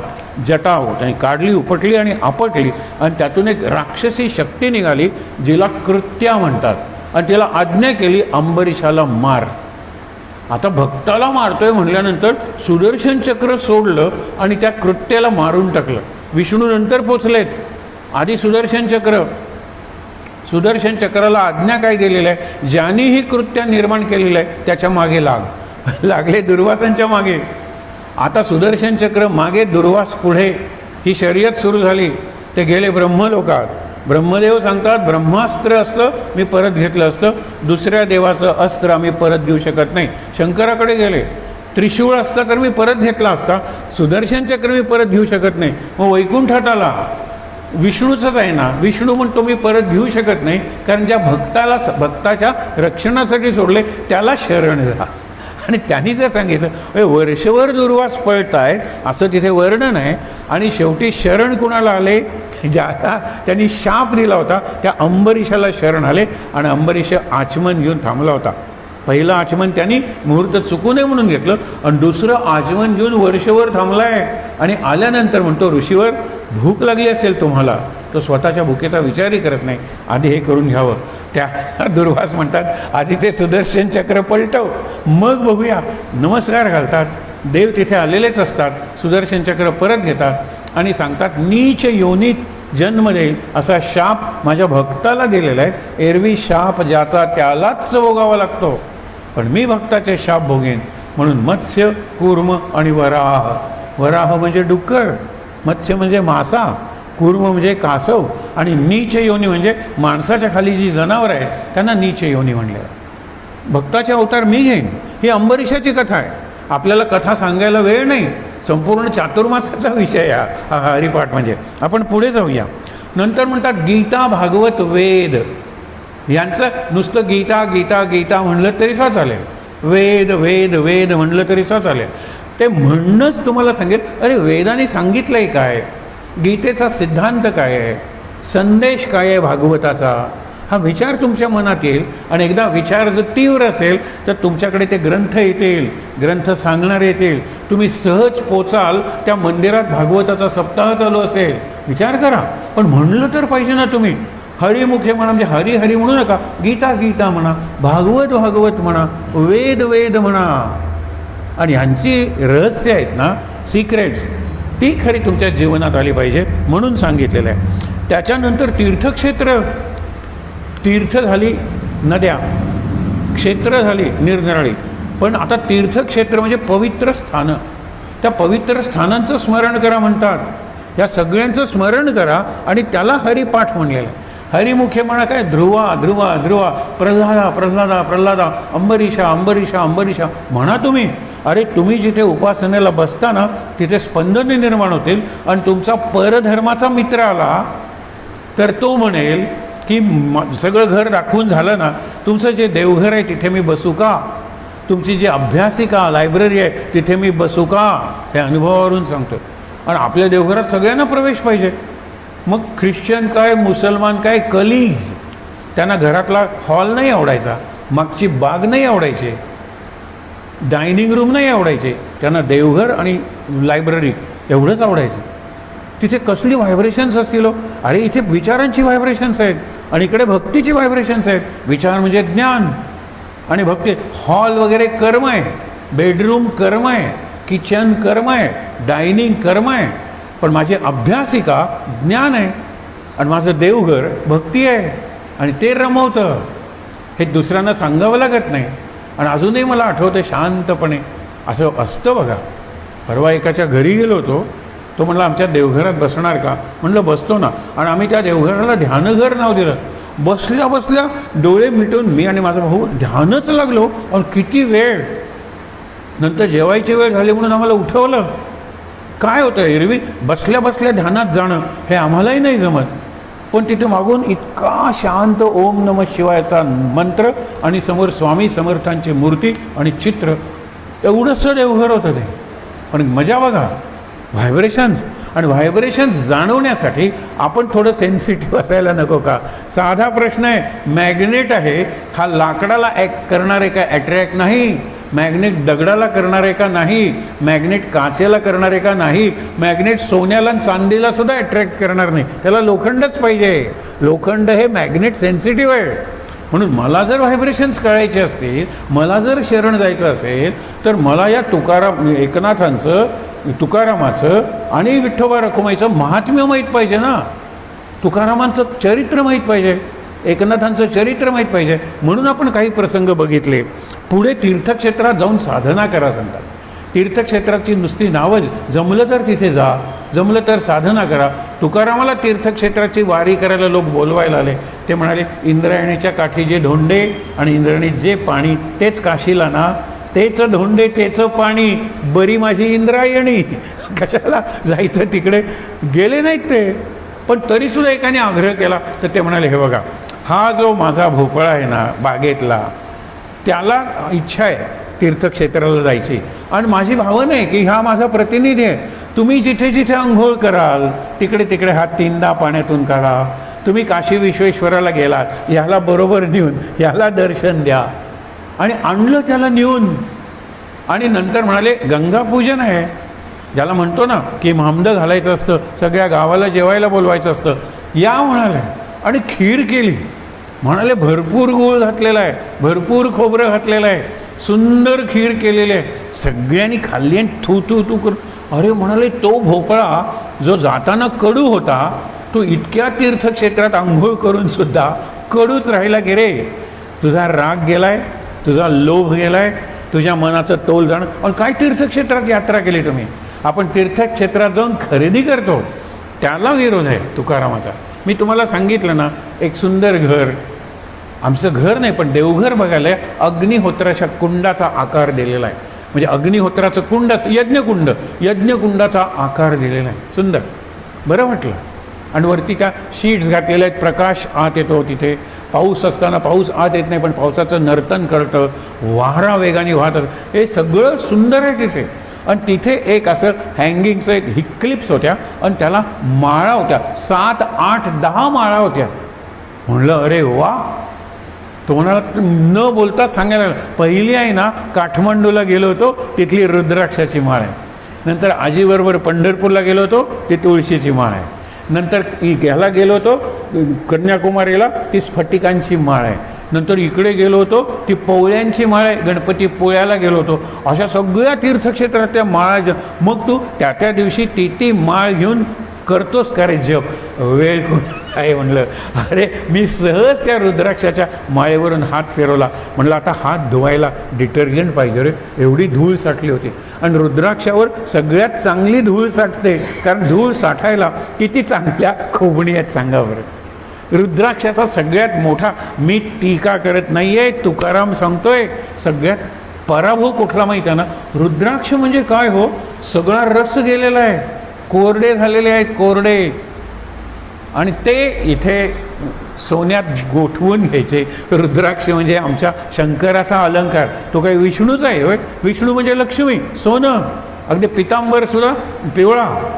अशा वेळेला हा घ्यायचा आणि तो सोन्यात गाठवायचा, चेन वगैरे करायची आणि ते लोकांना दिसावं म्हणून वरचं बटन उघडं ठेवायचं, माप घ्यायचं ते. अरे बापरे, हा रुद्राक्षाचा मला तरी अपमान वाटतो. मी लोकांना सांगत नाही कसा दिसला रुद्राक्ष, मी कुठे दिसतो म्हणून बघतो. हा इथे आहे, हा रुद्राक्ष आहे, गोठवून घेतला आहे. अरे सगळी 108 मण्यांची माळ गोठवून घेतात. पैसा आहे, आमचा व्यवसायच तो आहे सोन्याचा. विचार करा, चुकीच्या दिशेने जात आहे. आणि तुकाराम यांच्यावर कोरडे म्हणजे चाबूक मारतो. आणि हे भोंदू साधू आहेत. तुकाराम इतका स्पष्ट बोलणारा कुठलाही नाही आहे. तुम्ही हमालात म्हणतो, मी सुद्धा हमाल आहे, पण फोडीले सांगतात ना, हा भांडार धन्याचा हा माल, मी तो हमाल भारवाही. मी भांडार फोडले कोणाचं? आधीच्या संतांचं. मी भागवताचं भांडार फोडले, मी रामायणाचं भांडार फोडले. बघा, भांडार फोडले म्हणजे ग्रंथ वाचलेत. धन्याचा हा माल, हा व्यासांचा माल आहे, हा वाल्मिकीचा माल आहे, मी तो हमाल भारवाही. आणि या वैदिकांना काय म्हणतात? वेदांचा तो अर्थ आम्हासीच ठावा, येरानी म्हणजे तुम्ही, वाहवा भार माथा. तुम्ही हमालीच घेऊ, आम्ही हमाली करतो संतांची, तुम्ही हमाली करता अहंकाराची. त्रिवेदी आहे, 3 वेद पाठ आहेत, मुखोद्गत, असे पाठ करायचे, पाठांतर. म्हणून पुढे सांगितलेलं आहे. त्याच्यानंतर सांगितलं आता आपण जे वाचणार आहोत आज, ते विठ्ठलाचं लावण्य त्यांनी सांगितलेलं आहे. माझा विठ्ठल किती सुंदर आहे. आता त्याच्यात एक मात्र मला तुम्हाला वाचून दाखवा असं वाटतं. तुकारामाला ही जाणीव आहे. काय म्हणतो? उगवला दिवस जायतो क्षणात. दिवस केव्हा उगवतो आणि केव्हा संपतो माहीत नाही. हा म्हणता 4 दिवस झाले की हो आपल्या ह्या कार्यक्रमाचे, उद्या 5 दिवस. विचार करा, मार्च महिना संपत आला आणि संपलं 1/4 ऑफ द इयर, 1/4 वर्ष संपलं, 25%. हा विचार करा. उगवला दिवस जायतो क्षणात, विचारुनी हित वेगी करा. वेगी आता थांबता कशाला? झडझडीत वहिला निग. ज्ञानेश्वर सांगतात, तुला पटलंय ना, जीवन संपतंय आणि उपासना मन रमतंय ना, नाम घ्यावंसं वाटतंय ना, ग्रंथ वाचावंसं वाटतंय ना, झडझडीत, आपण सडसडीत वगैरे म्हणतो ना, तसं झडझडीत आता आणि काही थांबूच नकोस, उठ आणि भक्तीला लाग. हे संत सांगितलेले आहे. तीर्थांचे जे मूळ व्रताचे जे फळ, आपण आता तीर्थक्षेत्र आहे ना, ते आपण वाचलं. त्याच्यानंतर पुढे काय शेवटी बघा की आकार निर्गुणी तोची असे. सगुण आणि निर्गुण याच्यात फरक नाही आहे. तो चिल्यान हव्याने सांगितलं ना, अरे तुम्ही निर्गुण निर्गुण म्हणताय, ज्या तोंडाने म्हणताय ते तोंड सगुण नाही का? मग सगुण असल्याशिवाय निर्गुण व्यक्त कसं होणार आहे? निर्गुणाला सगुणाचा आधार पाहिजे. म्हणून सगुणाचे आधारे निर्गुण पाविजे निर्धारे. शेवटी आपला निर्धार निर्गुणाकडेच आहे. शेवटी ध्यान, नाम, अनुसंधान हीच साधना आहे, पण त्याच्यासाठी बाहेरची केली पाहिजे. म्हणून नंतर षोडशोपचारी नाही, अनेक उपचारांची पूजा या हरिपाठात तुकारामांनी सांगितलेले आहे. पुढे काय सांगितले? तुका म्हणे नाही श्रुती आतुडले. आतुडले म्हणजे मिळवले. हे तीर्थक्षेत्राला तुम्ही जाताना मनाचे श्लोक हो, पॉकेट बुक, त्याच्यात शिणावे परी नातुडे हित काही, समर्थ सांगतात. इकडे जा तिकडे जा भटकताय तुम्ही, शिणावे क्षीण होईल, न आतुडे मिळणार नाही हित, तुमचं हित काही होणार नाही. फक्त अहंकार वाढेल, अल्बम वाढतील घरातले किंवा व्हिडिओ क्लिप्स वाढतील, बाकी काही वाढणार नाही. इकडे तिकडे तिकडे भटकता फक्त. आकार निर्गुणी तोची असे, तुका म्हणे नाही श्रुती आतुडले, आम्हा सापडले गीती गाता. आम्ही पांडुरंगाची गीतं गात राहिलो, अभंग भजन, आणि आम्हाला श्रुतींचं म्हणजे वेदांचं रहस्य कळलं. ते तुम्हाला कळणार नाही इकडे तिकडे भटकून. आता पुढचे श्लोक आहेत ना, ते खूप चांगले. राजस सुकुमार मदनाचा पुतळा, हे आपल्याला माहीत असतं ना, कारण भीमसेनच्या आवाजात वगैरे आपण ऐकलेलं असतं. राजस सुकुमार मदनाचा पुतळा, हा त्याला तुकारामाची बायको काळतोंड्या, विठेवरच्या ठोंब्या, हे असले शब्द वापरायचे. अरे ते म्हणतात, तुम्हाला सर्व सुख पाहिजे असेल, पहा माझ्या विठोबाचे मुख. आणि सर्व सुख म्हणजे काय हो? काय सर्व सुख? मागे लोकांना प्रश्न विचारला होता आम्ही शाळेत असताना, सर्व सुख पाहिजे मिळा काय पाहिजे? त्यांनी सांगितलं, house in Switzerland, account in American bank, Japanese wife and Chinese cook. हे ज्यावेळेला आम्ही मराठीतून शिकत होतो त्यावेळेला हे आम्ही वाचलेलं. त्यावेळेला चायनीज कुक इतके चांगले असतात. आता जगावर चायनीजचं साम्राज्य आहे किंवा आपल्याकडे आता पाहुणे मंडळी येतील सुट्टीत आणि चायनीज चायनीज एवढंच असतं त्यांचं. विचार करा. ते झालं. दुसरी गोष्ट एक गमतीदार फुलं वगैरे विनोदांनी म्हणतात, चीनने आक्रमण केलं आणि आपला पराभव केला 1962 त्यावेळेला अत्यंत देशभक्त असलेले बाबासाहेब पुरंदरे, ज्यांच्यात शिवाजी संचारायचा, फुलं गमतीनं म्हणतात, त्यांनी सांगितलं साखर बंद, इथून पुढे चहात, कारण साखरेला हिंदीत चीनी म्हणतात. चीनने आक्रमण केलं ना, चीनी बंद. मसाल्यात दालचिनी नको, दालचिनी म्हणजे तिखी नको, चिनी जिथे आहे ना ते नको. ह्यातला अतिरेक सोडा हो, पण शेवटी कुठेतरी मी ठरवलं पाहिजे काय हवं आणि काय नको. चांगलं हवं असेल तर वाईट नको असलंच पाहिजे, ते सोडलं पाहिजे. आणि चांगलं काय, चौथीतल्या मुलाला विचारा. आठवीतल्या मुलाला तो आणखीन चांगलं काहीतरी सांगेल. हे अमेरिकेतली बँक बुडली म्हणून मंदी आली ना प्रचंड. कुणी सांगितलं अमेरिकेतल्या बँका बुडणार नाही आहेत. आणि जपानी वाईफ ही अत्यंत पतिनिष्ठ पतिव्रता समजली जाते. त्याला अनेक कारण आहेत, आत्ता नको तो विषय बघायला. आणि स्वित्झर्लंड सगळ्यात सुंदर आहे ना. स्वित्झर्लंडमध्ये घर, जपानी बायको, चीनी रांधपी स्वयंपाकी आणि अमेरिकेच्या बँकेत अकाउंट. आहा, स्वर्ग सुख मिळालं. हे काही सर्व सुख आहे का? जे आज आहे तर उद्या नाही आहे. सर्व सुखाची 5 डायमेन्शन्स जे आपल्याला माहीत आहे. सर्व सुख ते की सर्व काळी सुख आहे. असं नाही की विठोबाकडे बघितल्यानंतर सकाळी बरं वाटतं काकड आरतीच्या वेळेला आणि शेजारतीच्या वेळेला विठोबा नाही ग, कारण मला झोप आली आहे. शेजारतीच्या वेळेला मला झोप आली आहे म्हणून विठोबा पेंगुळलेला दिसतो. विठोबा सकाळी जेवढा चैतन्यमय असतो तेवढाच संध्याकाळी असतो. सर्व काळी हा पहिलं डायमेन्शन. दुसरं सर्व स्थळी हा विठोबा इथे, दुसरा विठोबा वरती, तिसरा विठोबा. अरे सगळीकडे विठोबा म्हणजे आनंद आहे, विठोबा म्हणजे मुक्ती आहे, हे लक्षात ठेवा. सर्व स्थळी. त्याच्यानंतर काय, सर्व प्राण्यात विठ्ठल आहे. सर्व पशु पक्षी वनस्पती आणि अचेतन म्हणजे दगड नद्या समुद्र सगळ्यात विठोबा आहे. हे तिसरं डायमेन्शन. सर्व काळी, सर्व स्थळी, सर्व वस्तूत आणि व्यक्तीत. चौथं सर्व क्रियात कृतीत. अगदी मलमूत्र विसर्जनाच्या कृतीत सुद्धा विठ्ठल आहे. आणि म्हणून तिथे सुद्धा विठ्ठल म्हणा असं तुकारामांनी सांगितलेलं आहे. समर्थ सांगतात इतर सर्व कृती करताना समर्थ जरा हे आहे, म्हणजे त्यांचा शिष्टाचार आहे मलमूत्र विसर्जन करताना. पण तुकाराम सांगतात मलमूत्र विसर्जन करतानाही विठ्ठल विठ्ठल म्हणत जा. मनातल्या मनात म्हणा, हे सोडा, ते चांगलं आहे. म्हणून राजस सुकुमार मदनाचा पुतळा. आणि 5वं डायमेन्शन सांगतो म्हणजे जीवनातला प्रत्येक इव्हेंट. इव्हेंट शब्द बोलायची मला आता भीती वाटते, कारण इव्हेंट हा भयंकर प्रकार करून टाकलेला आहे. त्याच्यापेक्षा इन्सिडंट बरं आहे. एपिसोड शब्दसुद्धा चांगला होता, पण एपिसोड या टी व्हीने सत्यानाश करून टाकला त्या शब्दाचा. एपिसोड्स अँड ॲनेक्डोट्स नावाचे पुस्तकं वाचून आम्ही मोठे झालो. मोठमोठ्या लोकांच्या जीवनातले प्रसंग उद्बोधक, त्याला एपिसोड्स म्हणतात. हे एपिसोड नंबर 476 असला प्रकार नाही आहे एपिसोड. आणि इन्सिडंट त्याला इव्हेंट म्हणतात. आपण आज इव्हेंटचं मातेरं करून टाकलं आहे आणि याचं पोतेरं करून टाकलं आहे एपिसोडचं, कारण इन्स्पिरेशनच मिळत नाही. इन्स्पिरेशन नाही तर ते शिक्षण नाही आणि ती भक्तीही नाही. पुढे रवी शशी कळा लोपलिया, म्हणजे रवी शशी काय चंद्र सूर्य त्यांचं तेज लोपले माझ्या या राजस सुकुमार मदनाचा पुतळा. ज्ञानेश्वर म्हणतात चैतन्याचा पुतळा उतरला भूतळा.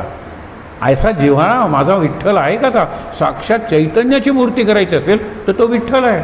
आणि भूतळा वैकुंठातून भूतळा म्हणजे भूतलावर जमिनीवर तो आलेला आहे. ज्ञानेश्वराने विठ्ठल सुंदर दिसतो. ते डोळेच निराळे आहेत आणि डोळे नाही निराळे, ती दृष्टी निराळी आहे. आणि दृष्टी गुरु देतो, दृष्टी ग्रंथ देतात, दृष्टी संत देतात.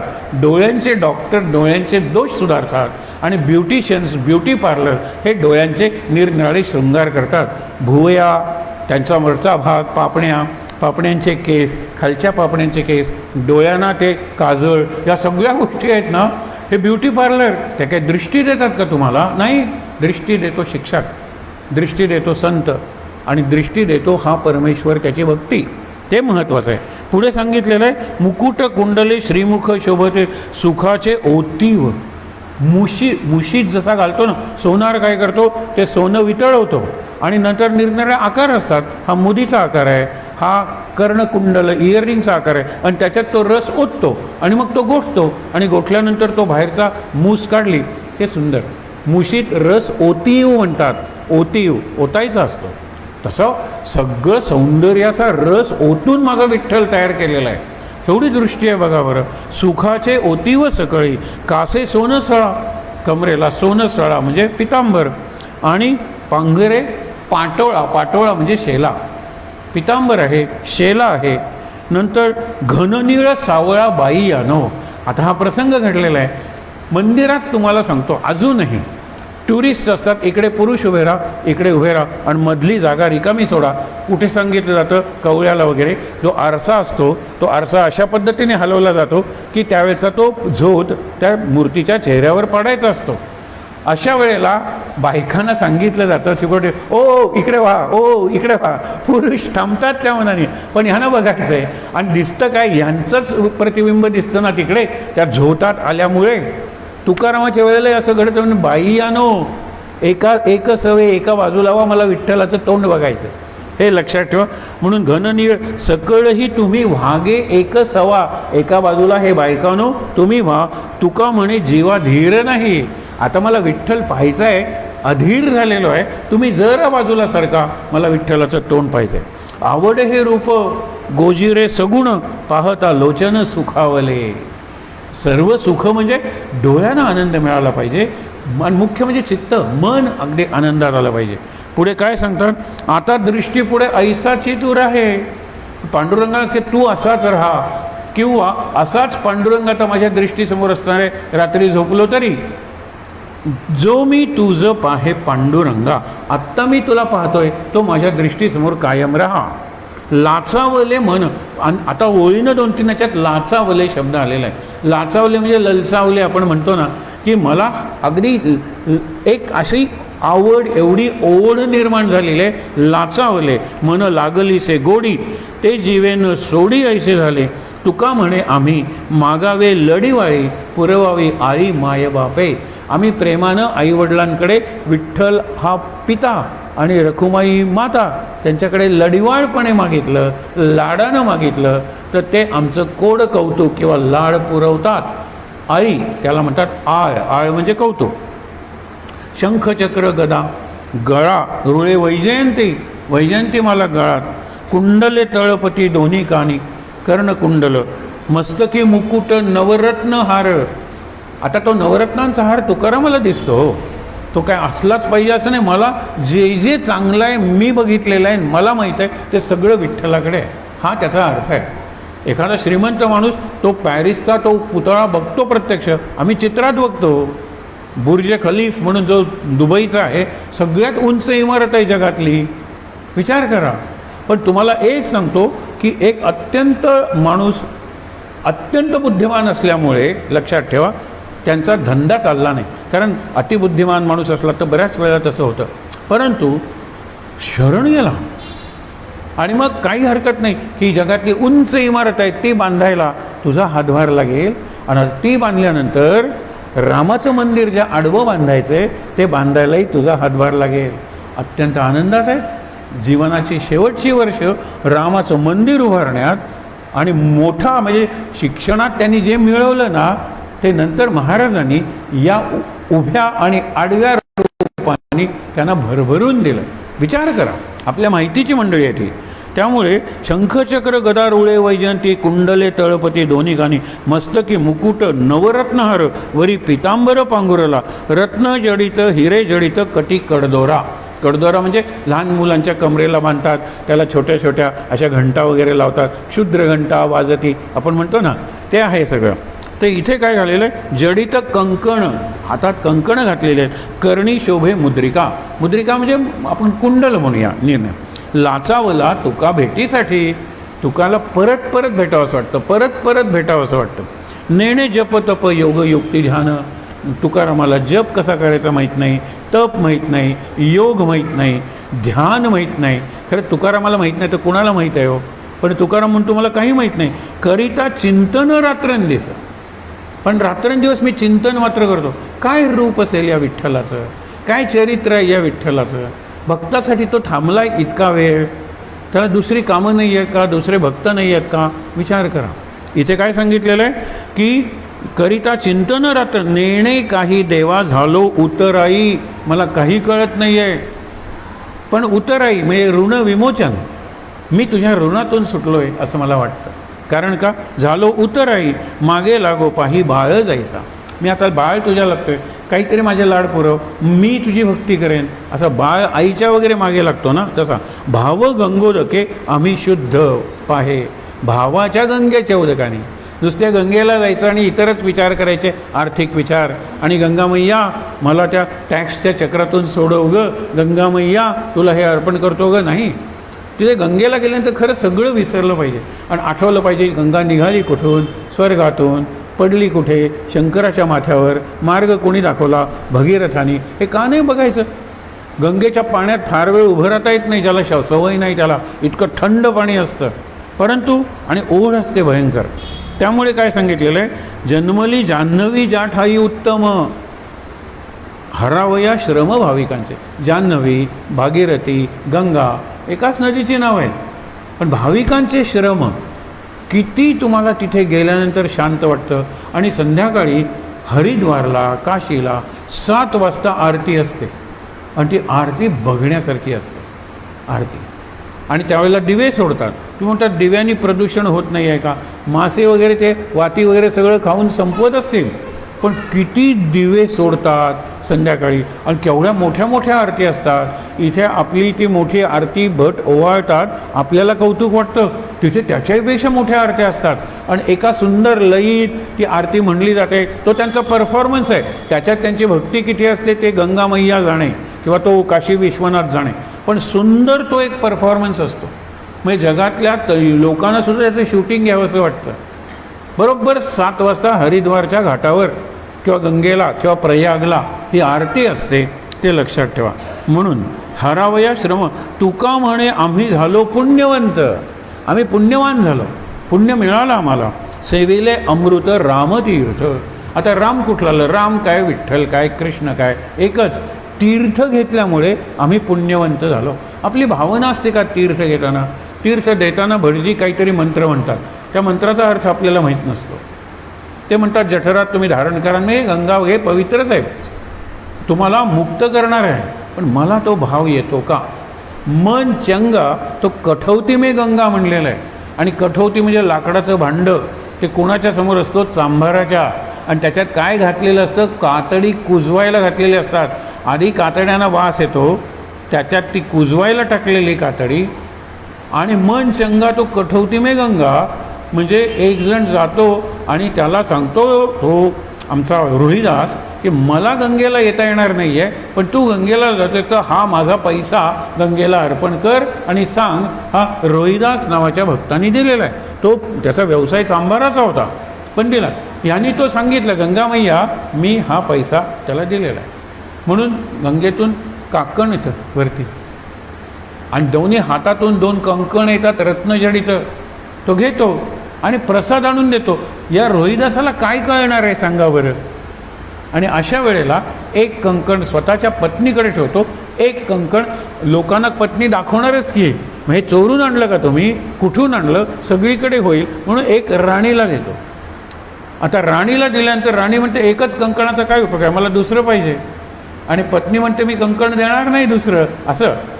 त्यावेळेला हा परत रोहिदासाकडे जातो आणि म्हणतो एक पैसा दे रे, मी काशीला जाऊन गंगेत टाकतो आणि म्हणा पुन्हा 2 कंकणं मिळतील.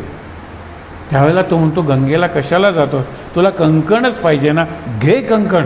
म्हणून त्या काष्ठ म्हणजे लाकडाच्या अत्यंत दूषित आणि दुर्गंधी पाण्यात हात घालतो आणि तसलंच कंकण काढतो आणि हे राणीला दे, बायकोला द्यायचं असेल तरी स्वामी पुन्हा काढू शकतो. मन चंगा, चंगा म्हणजे चांगलं, मन पवित्र असेल तर कठवती में त्या याच्यात गंगा, आणि त्या गंगेतून मी तुम्हाला कंकण काढून देतो. हा चमत्कार वगैरे विसरा, पण संतांचं सामर्थ्य काय आहे. आणि इतकं करून त्या रोहिदासाला कंकणाबद्दल काही आकर्षण नाही आहे, तो काढून देऊन टाकतो. अशी किती कंकण असतील त्या कठवतीत, पण त्यांना ते नाही, कंकण आणलं की भक्तीपासून मी दूर जाईन, हा त्यांना नक्की आतून विश्वास असतो. म्हणून ते नाही. परिमळ मिश्रित करुनी उठणे. आता देवाची पूजा सुरू झाली, ही मानस पूजा आहे. परिमळ म्हणजे सुगंध, सुगंधी उठणं. उठणं आपण लावतो दिवाळीला वगैरे. कधी नारायण तेणे तो शविला, त्या अंगाला वगैरे त्याच्या लावलं. पय घृत दधी मधु ते शर्करा, पंचामृत आहे. पय म्हणजे दूध, घृत म्हणजे तूप, दही, मधु म्हणजे मध आणि शर्करा म्हणजे साखर, पंचामृत. पंचामृताचा त्याला अभिषेक घातला. गोशृंग धारा अखंडित, गाईचं शिंग पवित्र मानलेलं आहे, पण नैसर्गिकरित्या मेलेल्या ही जी शिंग मिळतात ना ती अपवित्र आहेत. ऋषी वगैरे ज्या मृगाजिनावर बसलेले असतात, हरणाच्या कातड्यावर, त्याला बाण लागल्याचं किंवा गोळीनं मारल्याचं छिद्र नको, ते अशुद्ध आहे. मग व्याघ्रजींसुद्धा नैसर्गिकरित्या मेलेल्या वाघाचं कातडं, त्याच्यावर ते ऋषी वगैरे बसलेले असतात. मारलेल्या वाघाचं किंवा हरणाचं नाही कातडं. मग तसंच इथे त्या गाईच्या शिंगात आपण शंखोदक घालतो की नाही, शंखात पाणी ठेवतो आणि ते शंखोदक घालून तीर्थ सगळ्यांना देतो. शंख कुठे असतात? सागरात. आणि शंखातलं पाणी म्हणजे सागराचं पाणी, आणि सागराचं पाणी म्हणजे सगळ्या नद्यांचं पाणी, आणि नद्यांना आपण आधीच नमस्कार केलेला आहे. हे लक्षात घ्या तुम्ही. इथे काय सांगितलेलं आहे? पयघृत गोशृंगधारा अखंडित करवनी संयुक्त ओपी अली म्हणजे अर्पी अली, हे एकत्र केलं आणि अर्पण केलं कुणाला? पांडुरंगाला. पंचामृते तैसा पंचविधी तुका म्हणे जेथे गंगे जन्म झाला. गंगेचा जन्म जिथे झाला, कुठे झाला? विष्णूच्या पायाशी. बघितलं ना, म्हणजे विष्णूच्या पायाशी म्हणजे विठ्ठलाच्या पायाशी. विठ्ठलाच्या पायावर मी डोकं ठेवतो म्हणजे गंगेच्या उगमाच्या ठिकाणी मी डोकं ठेवतो, हा भाव आहे. म्हणून तुका म्हणे जेथे गंगे जन्म झाला प्रसाद दिधला, त्या श्रीपादानं, त्या विष्णूनं म्हणजेच विष्णूच्या विठ्ठल नावाच्या अवतारानं आम्हाला ते दिला. आपुल्या घरी कष्ट तरी करी आणूनी घागरी गंगोदक. मग तुम्हाला घरी जर घालायचं असेल तर तुम्हाला गंगेचं उदक आणून घालावं लागतं. मानस पूजेत काय हो, सोन्याच्या घागरीतून गंगेचं पाणी मी पाहिजे तेवढ्या घागरी आणू शकतो, पण मानस पूजा आहे. आपुल्या घरी कष्ट तरी करी आणूनी घागरी गंगोदक करोनी विनंती विनवितो तुम्हा. आपल्याला विनंती करतोय तुकाराम, स्नान पुरुषोत्तमा करावे गे. मानस स्नान, डोळे मिटा आणि गंगेचं पाणी आणा आणि ते अर्पण करा. कुणाला? माझ्या ह्या पुरुषोत्तमाला, विठ्ठलाला. उत्तम वस्त्राने पुसावे ते अंग. स्नान झालं, आता अंग पुसायला नको का? उत्तम वस्त्राने, उत्तम वस्त्राने पुसावे ते अंग करोनी अभ्यंग सर्वांगासी. अभ्यंग स्नान घातलेलं आहे म्हणून सगळं त्याचं अंग नीट पुसून काढा. परिधान वस्त्रे केले पितांबरे. पितांबर वगैरे वरचं उत्तरीय म्हणजे आपण उपर्ण वगैरे म्हणतो, शेला म्हणतो, ते सगळं अर्पण केलेलं आहे. पुढे काय? तुका म्हणे नेत्र पाहता निवाले ध्यान संचारले. ती जी पूजा केली मी त्यातून तो पांडुरंग दिसायला लागला. नेत्र निवाले, निवाले म्हणजे तृप्त झाले, शांत झाले. आणि शेवटी काय म्हणतात? ध्यान संचारले हृदया माझी. हृदयात ते ध्यान आहे ते संचारलं म्हणजे अवतरलं, प्रकट झालं. आता तो मी पूजा केलेला पांडुरंग माझ्या मनात, आणि मनात पूजा केली तर मनातच मी त्याचं विसर्जन केलेलं आहे, मनातच मी त्याची प्राणप्रतिष्ठा केलेली आहे. मी जाईन तिथे माझा पांडुरंग माझ्याबरोबर येणार आहे. मला पंढरपूरला जायची गरज नाही, मला चंद्रभागेत स्नान करायची गरज नाही, मला पांडुरंगाच्या त्या बारीत उभं राहायची गरज नाही. मनात हे सगळं मला मिळवता येतं. आता मन हा मोगरा, मन हाच मोगरा. म्हणून मागे म्हणतो ना आपण, शंकरा असे पूजिले सुमनाने. आमचे सर सांगायचे मला, शंकरा असे पूजिले सुमनाने, म्हणजे चांगल्या मनानं. सुमन म्हणजे फूल, आणि शंकरा असे पूजिले सुमनाने, सुमन नावाच्या व्यक्तीनं शंकराची पूजा केली. सुमन शब्दाचे 3 अर्थ आहेत. इथे काय सांगितले? मन हा मोगरा अर्पुनी ईश्वरा पुनरपी संसार येणे नाही. आपण किती मोगऱ्याची फुलं घालतो आणि सांगतो काय देवा पुढच्या मे महिन्यात ह्याच्यापेक्षा सुगंधी फुलं बागेत येऊ देता. म्हणजे मी मुक्तीची प्रार्थनाच करत नाही. पुढचा मे महिना, मुलीचं लग्न झाल्यानंतर, रिटायर झाल्यानंतर मी मोगरा फुलवेन आणि तो तुला अर्पण करेन. अरे पुढचं मागता कशाला? मला तुला आत्ताच मुक्त करायचं आहे, पण तू तर निराळच मागून बसलास, मी करू काय? देवाचा नाईलाज होतो, गुरुचा नाईलाज होतो. आणि म्हणून सांगितलं मन हा मोगरा अर्पुनी ईश्वरा पुनरपी संसारा येणं नाही. मन हे शेवंती, मोगरा झाला आता शेवंती. मन हे शेवंती अर्पुनी भगवंती पुनरपी संस्कृती म्हणजे संसारात येणं नाही, पुन्हा जन्म नाही. मन हे तुळशी, मन हे तुळशी अर्पुनी ऋषिकेशी, ऋषिकेशाला अर्पण केलं. पुनरपी जन्मासी येणे नाही. तुलसीचा एक 4 ओळीचा अभंग आपण तुकारामाचाच आहे. कुठे म्हणतो? सकाळच्या काकड आरतीच्या म्हणतो. कुश्चिळ भूमीशी उगवल्या तुळसी. वाटेल त्या जमिनीत तुळस उगवते ना, आणि स्मशानात सुद्धा ते तुळशीचे हार वगैरे टाकलेले असतात, वाहून येतात. आणि सागराच्या तीराला सुद्धा तुळशीची रोपं येतात. कुशळ भूमीशी उगवल्या तुळशी. पण शेवटी तुकाराम एक एक पान त्रिभुवना समान वैकुंठी तो जाण तुका म्हणे. पांडुरंगाला विचारा, कृष्णाला विचारा, तुळशीच्या एका पानाचं केवढं सामर्थ्य आहे. आपण पहिल्या दिवशी बघितलं ना की इकडे सगळं सोनं घातलेलं आहे तरी कृष्णाचं पारडं जड आहे. रुक्मिणीने एक पिकलेलं तुळशीचं पान दिलं आणि घातल्यानंतर कृष्णाचं पारडं वर आलं. आणि म्हणून तुळस आणि तुळशीची पूजा का, 4-5 तुळशीवर फार सुंदर स्तोत्र आहे तुळशीचं आणि त्यातले मी 4-5 मुद्दे सांगतो. झाड आपल्याला जे देतं, झाडाकडून आपली जी अपेक्षा असते त्यापैकी जवळजवळ काहीही तुळस देत नाही. आणि तुम्ही म्हणा तुळस औषधी आहे, कुठलं झाड औषधी नाही आहे? अरे गंजन हे गवत आहे, औषधी आहे.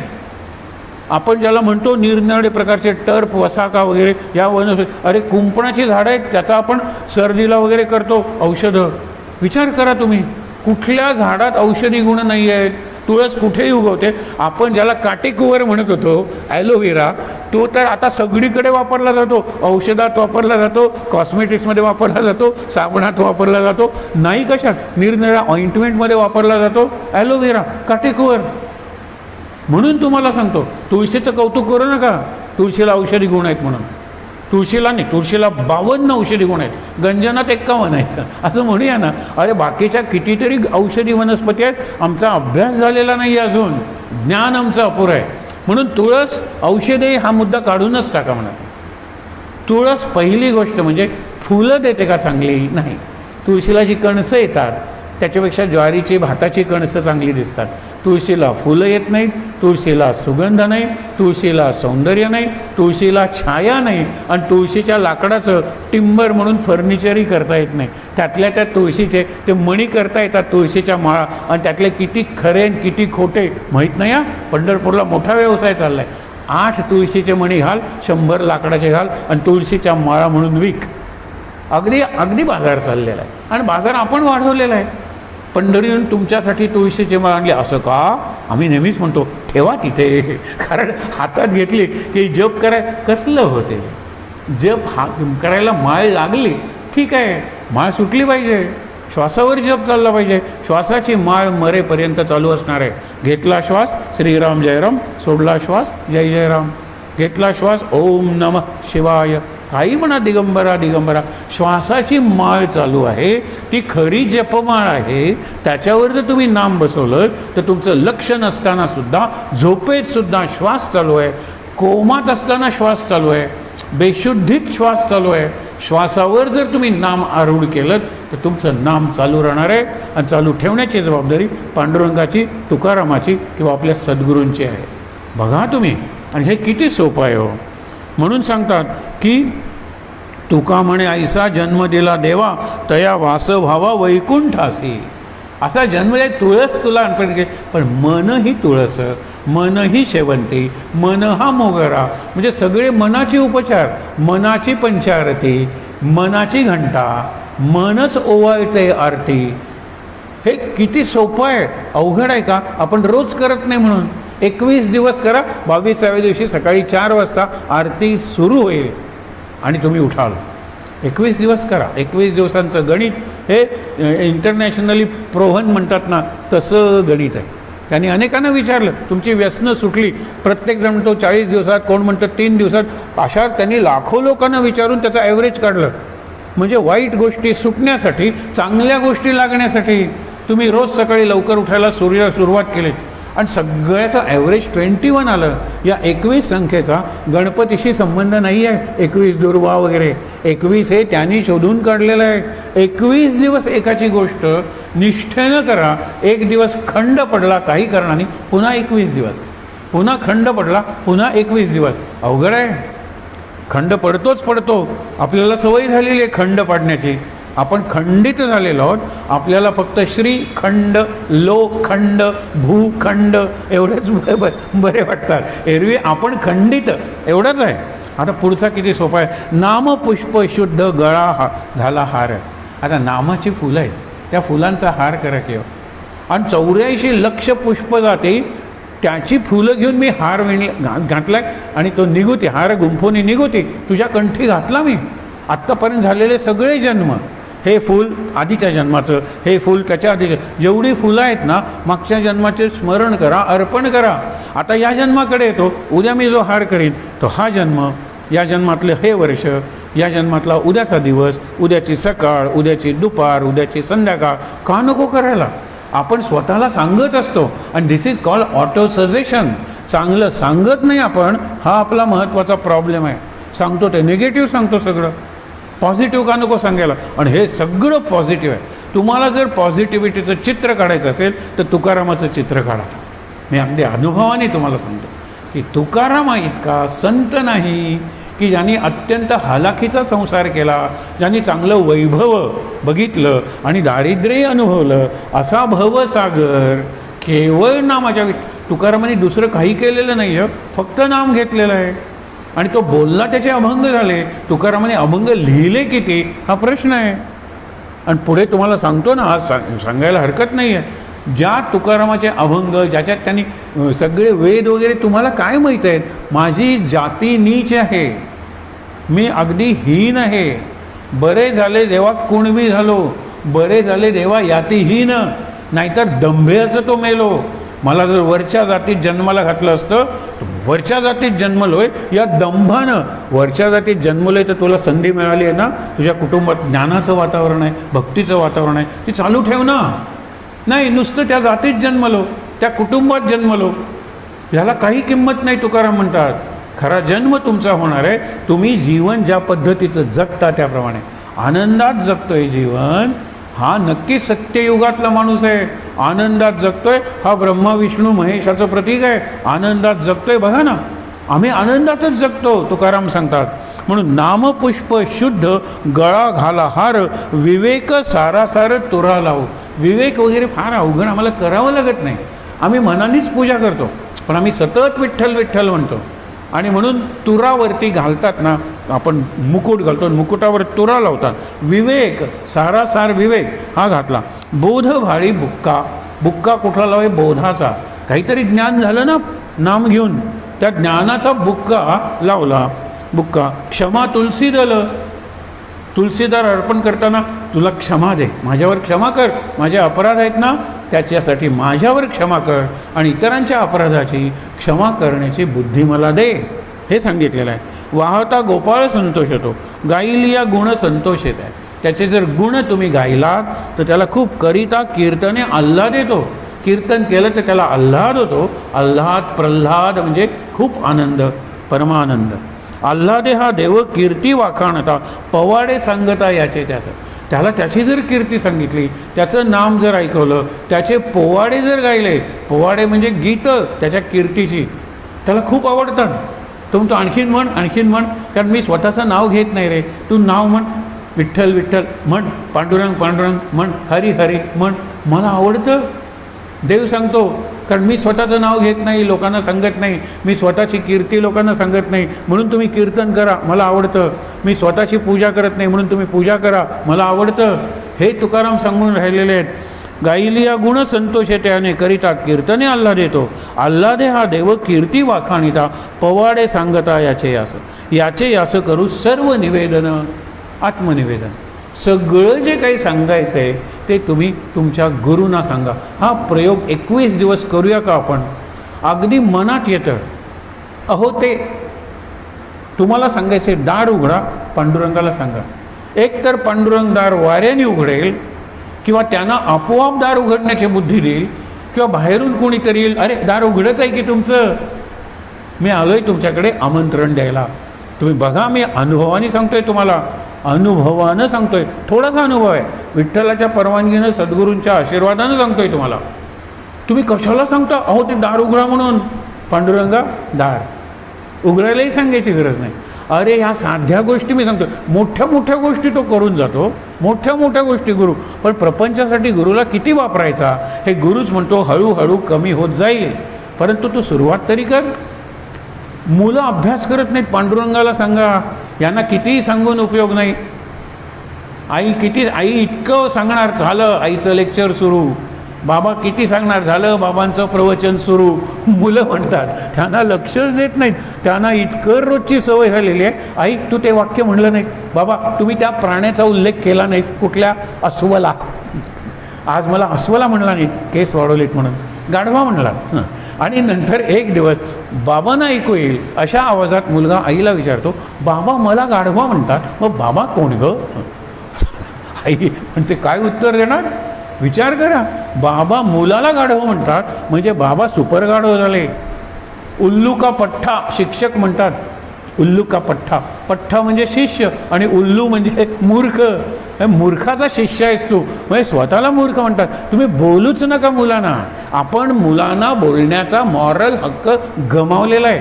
आपल्या वडिलांच्या पिढीने त्यांच्या अर्ध्या आयुष्यात गमावला आहे, आपण सुरुवातीपासून गमावला आहे. बोलू नका, न बोलता काम होईल, ह्याला मध्ये घ्या ना पार्टनर म्हणून. तो वाटच बघतोय.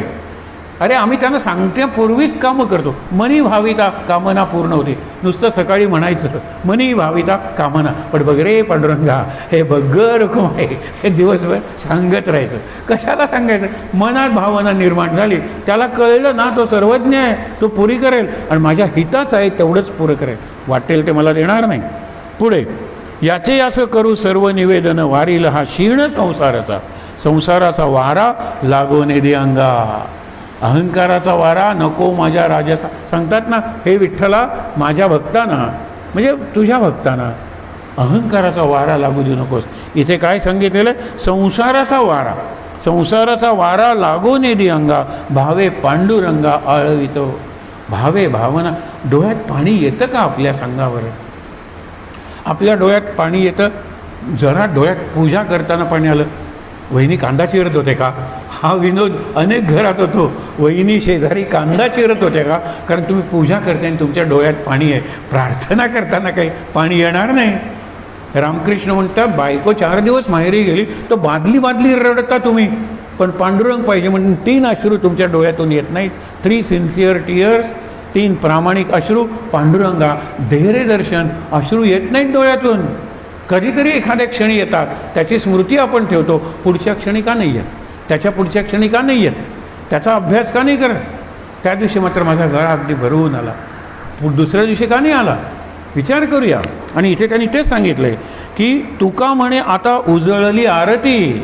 आता आरती भावे तो श्रीपती ओवाळूया. हा आर्त भाव आहे, त्या आर्त भावाने ओवाळायचं. म्हणजे नुसती मान जरी हलवलीत ना तरी आरती झाली हो. भाव मनात पाहिजे. पण आपण मान ओवाळतो केव्हा? हा हा हा हा हा, बघा ध्यान आमचं, हे हात ओवाळणं, भाव ओवाळणं, हे असलं नाही आहे हो. पुढे शब्दाची या भावे केला उपचार, शब्दाची या भावे केला उपचार, तेणे सर्वेश्वर संतोषाला. शब्द फक्त, नामाघरी शब्द, शब्दच आमची अस्त्र, शब्दच आमचं शस्त्र, शब्दच आमचं धन आणि शब्दच आमचा मान. तुकारामाचा अभंग आहे, आमच्या घरी शब्दाचीच रत्ने. आमच्या घरी काय आहे? सोनं नाणं शब्द. आणि त्या शब्दानी एवढा प्रसन्न होतो पांडुरंग, आणि आम्हाला पाहिजे ते देतो, पण आम्हाला काहीच नको असतं पांडुरंगाशिवाय. म्हणून शब्दाची या भावे केला उपचार, तेणे सर्वेश्वर संतोषला. शब्दाची या करे करविले भोजन, शब्दानीच भोजन घातलं, शब्दानीच त्याचा उपचार केले. ढाला नारायण तेणे सुखे, शब्दाची या करे करविले आचमन, शब्दानीच आचमन केलं. पाणी वगैरे नाही, हे सगळं मानस आहे हो. चला आता आचमन करा पांडुरंगा. हां, मी पांडुरंगाला सांगते. मग पांडुरंग म्हणतो पहिल्यांदा काय म्हणू? केशवाय नमा, नारायण नमा, माधवा नमा. काही नाही, विठ्ठलाय नमा म्हण, त्याच्यात सगळं आलं. हे आहे ना सगळं. मनाचा एकदा व्यापार भक्तीच्या मानात सुरू झाला तर मला कुणी थांबवणार नाही आहे, मला कुठलीही अडचण येणार नाही आहे. कितीही मला बांधून घातलं तरी माझं मन मुक्त आहे. मी मनाला बांधून घालतो, माझी बुद्धी आणखीन मुक्त आहे. मी माझी बुद्धी घाण ठेवतो, कोण वाचवणार आहे मला? हे शेवटी फार सुंदर. तुका म्हणे अन्ना आधी धूपदीप उपचार अल्प समर्पिले. हे धूप दीप अन्न नैवेद्य किंवा हे सगळं मी अर्पण केलेलं आहे. आणि मी चांगल्यात चांगलं तुला अर्पण करतो, कारण मनातच करायचं आहे. पण बोलाचाची भातं आपण म्हणतो ना, बोलाचीचं कढी जेवून अतृप्त कोण झाला, असा बोलाची नाही आहे. हे बोल म्हणजे नाम आहे. नामाने मी सगळे उपचार अर्पण केले. पांडुरंगा तुला ते आवडणार आहे. मंत्र आवडतो ना, आणि मंत्र म्हणल्यानंतर त्या गणपतीच्या मूर्तीत गणपती येतो ना, आणि उत्तर पूजेला ते मंत्र काढून घेतात, ती परत मातीची मूर्ती झाली, विसर्जन करा. शेवटी सगळी मंत्राचंच आहे ना. म्हणून अथर्वशीर्षात त्वम वाङ्मयस त्वम चिन्मया त्वम आनंदमय त्वम ब्रह्ममया. वाङ्मय तू आहेस, तू मृण्मय नाही आहेस मातीचा. तू मातीचा असतात तर कुंभाराची मूर्ती बाकी भट वगैरे आणायची गरजच नाही. कुंभार म्हणे माझी मूर्ती मातीची आहे, चैतन्य नाही आहे, त्याच्यात गणपती नाही आहे, ही गणपतीची मूर्ती आहे. त्याच्यात गणपती आणायचा असेल तर भटजींना बोलवा, ते मंत्र म्हणतील आणि प्राणप्रतिष्ठा करतील. प्राण आला की मूर्ती जिवंत झाली. उत्तर पूजेत प्राण काढून घेतील, माती झाली, परत मातीला. कुंभाराला पुढच्या वर्षी गणपती करायला माती नकोय. हा सगळा मातीकडून मातीतला प्रवास आहे, पण मध्ये चैतन्याचा प्रवास आहे. म्हणून त्वम वाङ्मया, हा वाणी म्हणजे नाम, त्वम चिन्मया चैतन्य, त्वम आनंदमया त्वम ब्रह्ममया, हे आपल्याला कळलं पाहिजे. याच्यात एक राहिला आहे त्वम तन्मया. आपण तन्मय होत नाही. तन्मय झालो ना की त्या मृण्मय मातीच्या ह्याच्यात चैतन्य दिसायलाच लागतं. तन्मय झालं पाहिजे. पण आपली पूजा करण्याची पद्धती, आपल्या पूजाला बोलवलेली व्यक्ती आणि या सगळ्यात मुख्य देव विसरला जातो. अहो गणपतीला काय ते हार घालतो आपण, गणपतीला दागिने घालतात आणि रोज सांगे उद्या विसर्जनाच्या इथे काढा, माझा गळ्यातलं दिलेलं आहे ते हे काढा, ते आपण गणपतीला वरती लावलेलं आहे ते काढा. म्हणजे सतत टेन्शन त्या सोन्याच्या दागिन्यांचं आहे. आणि सोन्याचे दागिने त्या कुंभारांनी किती सुंदर रंगवलेले असतात मूर्तीवरच घेऊ, पण मला ते भांगर दिसतच नाही, मला ती माती आणि रंगच दिसतो. मग माझा गणपती मातीचा आहे. मी अर्पण एवढं करतो की खरंच सांगतो, गणपतीची सोन उजवीकडे डावीकडे जरा हार दूर करावं असं सांगावं लागतं. इतके हार घातले जातात, इतके दागिने घातले जातात. आणि म्हणून हा जो तिरुपतीचा आहे, तिरुपतीच्या पांडुरंगाचं काय, तिरुपतीचं काय दिसतं आपल्याला, दिसायला पाहिजे का? अहो त्यांनीच निषेध केलेला आहे, बघू नका वाटेल त्या डोळ्यांनी माझ्याकडे, मी सगळं झाकून टाकतो. बघा याच्या उलट काली, काली माता म्हणजे काळाची देवी आहे. तिच्या अंगावर एकही वस्त्र नाही आहे आणि शंकरातून ती बाहेर आलेली आहे. शिवशक्ती, शंकर निष्प्राण झाला आहे, त्याच्या छातीवरती त्रिशूळ घेऊन नाचते. ही शक्ती आहे काली. आणि त्या काली मातेला दागिने एवढे घातले, एक दिवस ते चोरीला गेले. विवेकानंद विचारतात, जिला स्वतःचे दागिने राखता येत नाहीत ते तुमचं माझं जगाचं काय रक्षण करणार आहेत? अहो रामकृष्णांनी काय सुंदर उत्तर दिलंय. ते म्हणाले, आजोबा चष्मा विसरता, बरोबर, हरवता. तुम्ही म्हणतात हरवला का? नाही, आय मिसप्लेस्ड इट. मग नातू हुशार असतो, आजोबा इथे येण्यापूर्वी शेवटी तुम्ही कुठे होतात? नाही, मी आंघोळ करून बाहेर आलो, बाथरूममध्ये चष्मा विसरला आहे. लक्षात ठेवा ना, बाथरूम हा घराचा भाग आहे. You have not lost it, you have misplaced it. मग कालीचं सगळं जग आहे. चोरांनी दागिने चोरले तरी जगातच आहेत ना, या खोलीतून त्या खोलीत गेले. काय सुंदर उत्तर आहे. दुसरी गोष्ट म्हणजे ती तुम्हाला सांगते की मी काळाची शक्ती आहे आणि त्याच्यावर तुम्ही दागिन्यासाठी आपलं शब्द क्रियापद आहे मढवलं, तिला दागिन्यांनी मढवलं. अरे काय, मी जिवंत आहे, मी साक्षात शक्ती आहे आणि दागिने काय घालतात? फेकून दिले तुमचे दागिने. रामकृष्ण म्हणतात तुमचं अज्ञान आहे ना ते तिने दाखवलं. ही काली आपल्याला बघायला पाहिजे. आपल्याला कशाला ती दागिन्यांनी मढवलेली? बिलकुल नको. त्याच्यानंतर मज लागी नाही ज्ञानाची ती चाड. आता ही शेवटचा एक अभंग वाचून थांबूया. मज लागी नाही ज्ञानाची ती चाड, वाचे घेतो गोड नाम तुझे. मला ज्ञान नकोच आहे, मला तुझ्या गोड नामाची भक्ती करायला हवे. नेणं ते लेकरू आवडीचे नाते. लेकरू सुद्धा दोन असतील ना तर त्याच्यात लहान असतं, त्याच्याशिवाय आई राहू शकत नाही, म्हणून ते मला आवडतं. अर्जुनाने प्रश्न विचारला, ज्ञानी भक्त आणि भक्ती करणारा भक्त याच्यात तुला कोण आवडतं? तो म्हणतो दोन्ही आवडतात, पण तो ज्ञानी भक्त माझ्याशिवाय राहू शकतो, पण जो भक्ती करणारा भक्त आहे त्याला मीच पाहिजे. आणि म्हणून रामकृष्ण सांगायचे, वानरीचं पिल्लू होऊ नका, मांजरीचं पिल्लू व्हा. तुम्ही वानरीचं पिल्लू बघितलंय ना, आईला घट्ट धरलेलं असतं, म्हणजे आईने इकडून तिकडे उडी मारताना याची सुटली पकड तर ते पिल्लू खाली पडणार आहे. म्हणजे तुमच्यावर जबाबदारी आहे आईला धरण्याची. आणि मांजरीचं पिल्लू जन्मल्यावर डोळेसुद्धा उघडलेले नाही आणि अगदी क्षीण आवाजात मी एवढं केलं तर ती धावून येते. हा ही भक्ती आहे. म्हणून मांजरीचं पिल्लू व्हा, वानरीचं पिल्लू होऊ नका.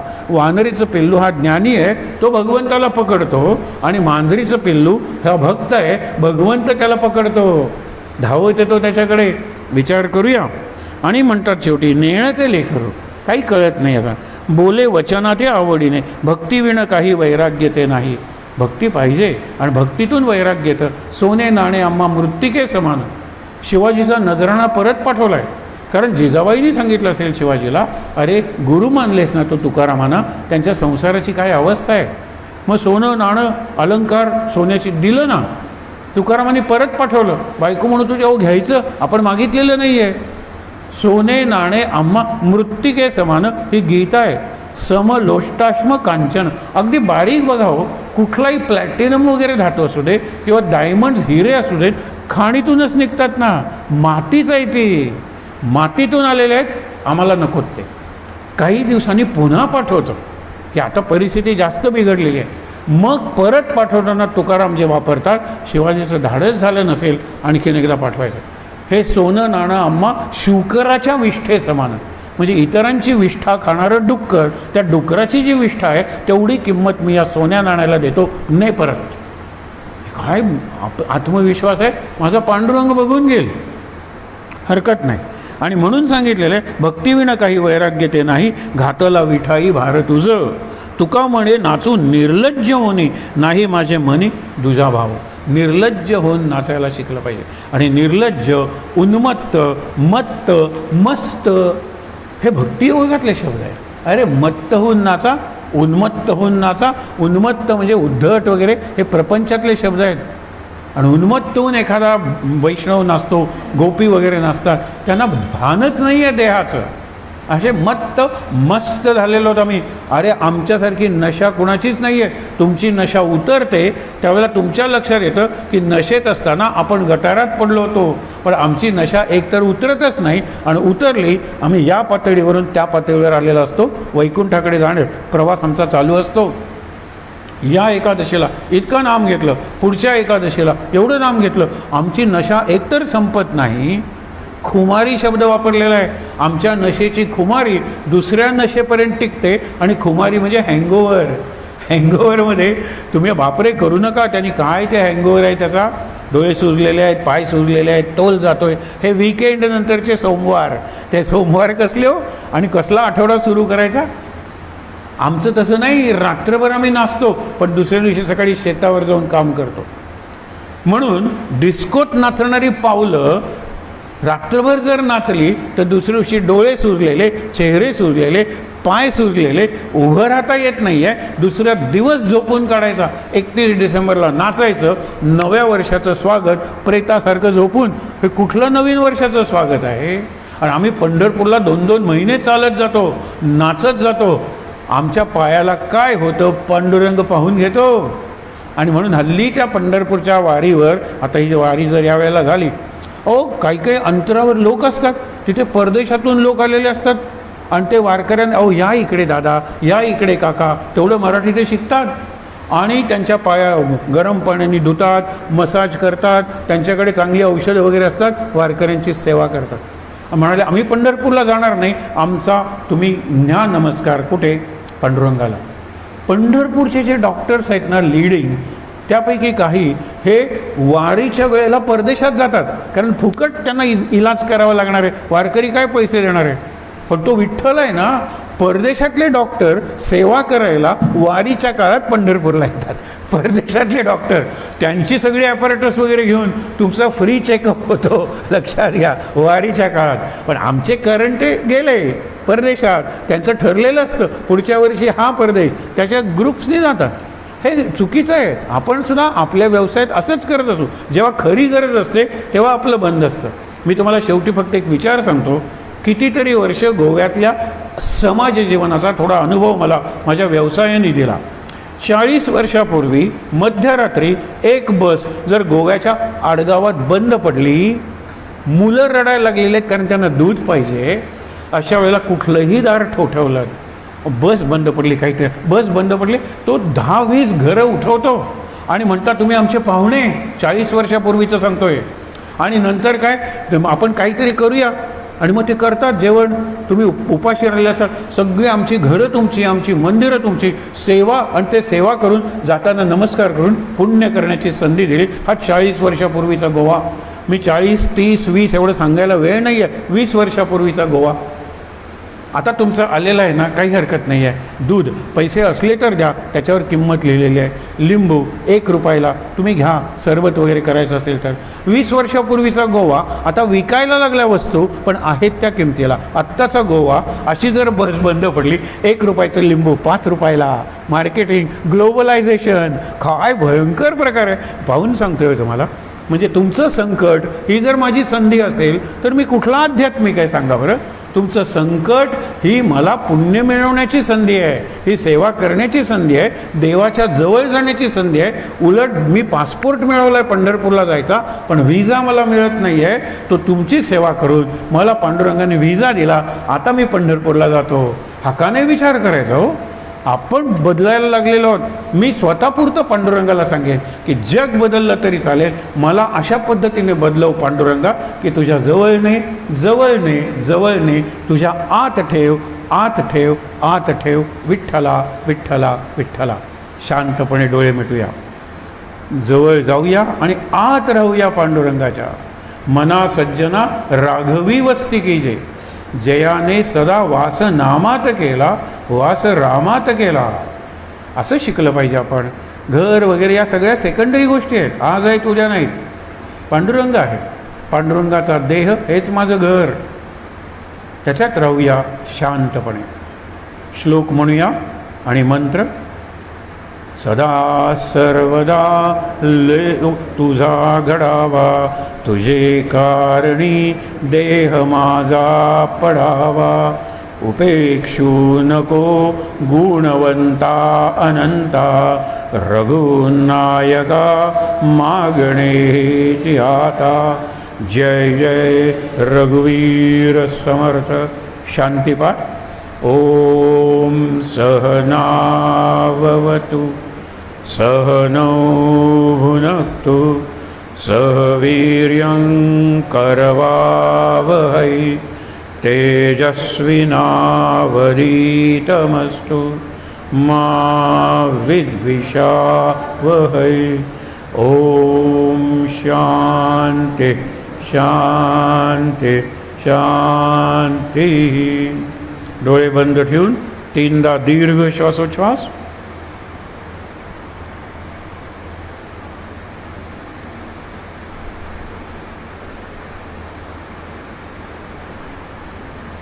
हातावर हात चोळूया, ते हात चेहऱ्यावर डोळ्यांवर चोळूया. अगदी सावकाश डोळे उघडून शांतपणे हनुमंताचं, विठ्ठल रखुमाईचं दर्शन घेऊया आणि इथे असलेल्या सर्वांना नमस्कार करूया. महाराज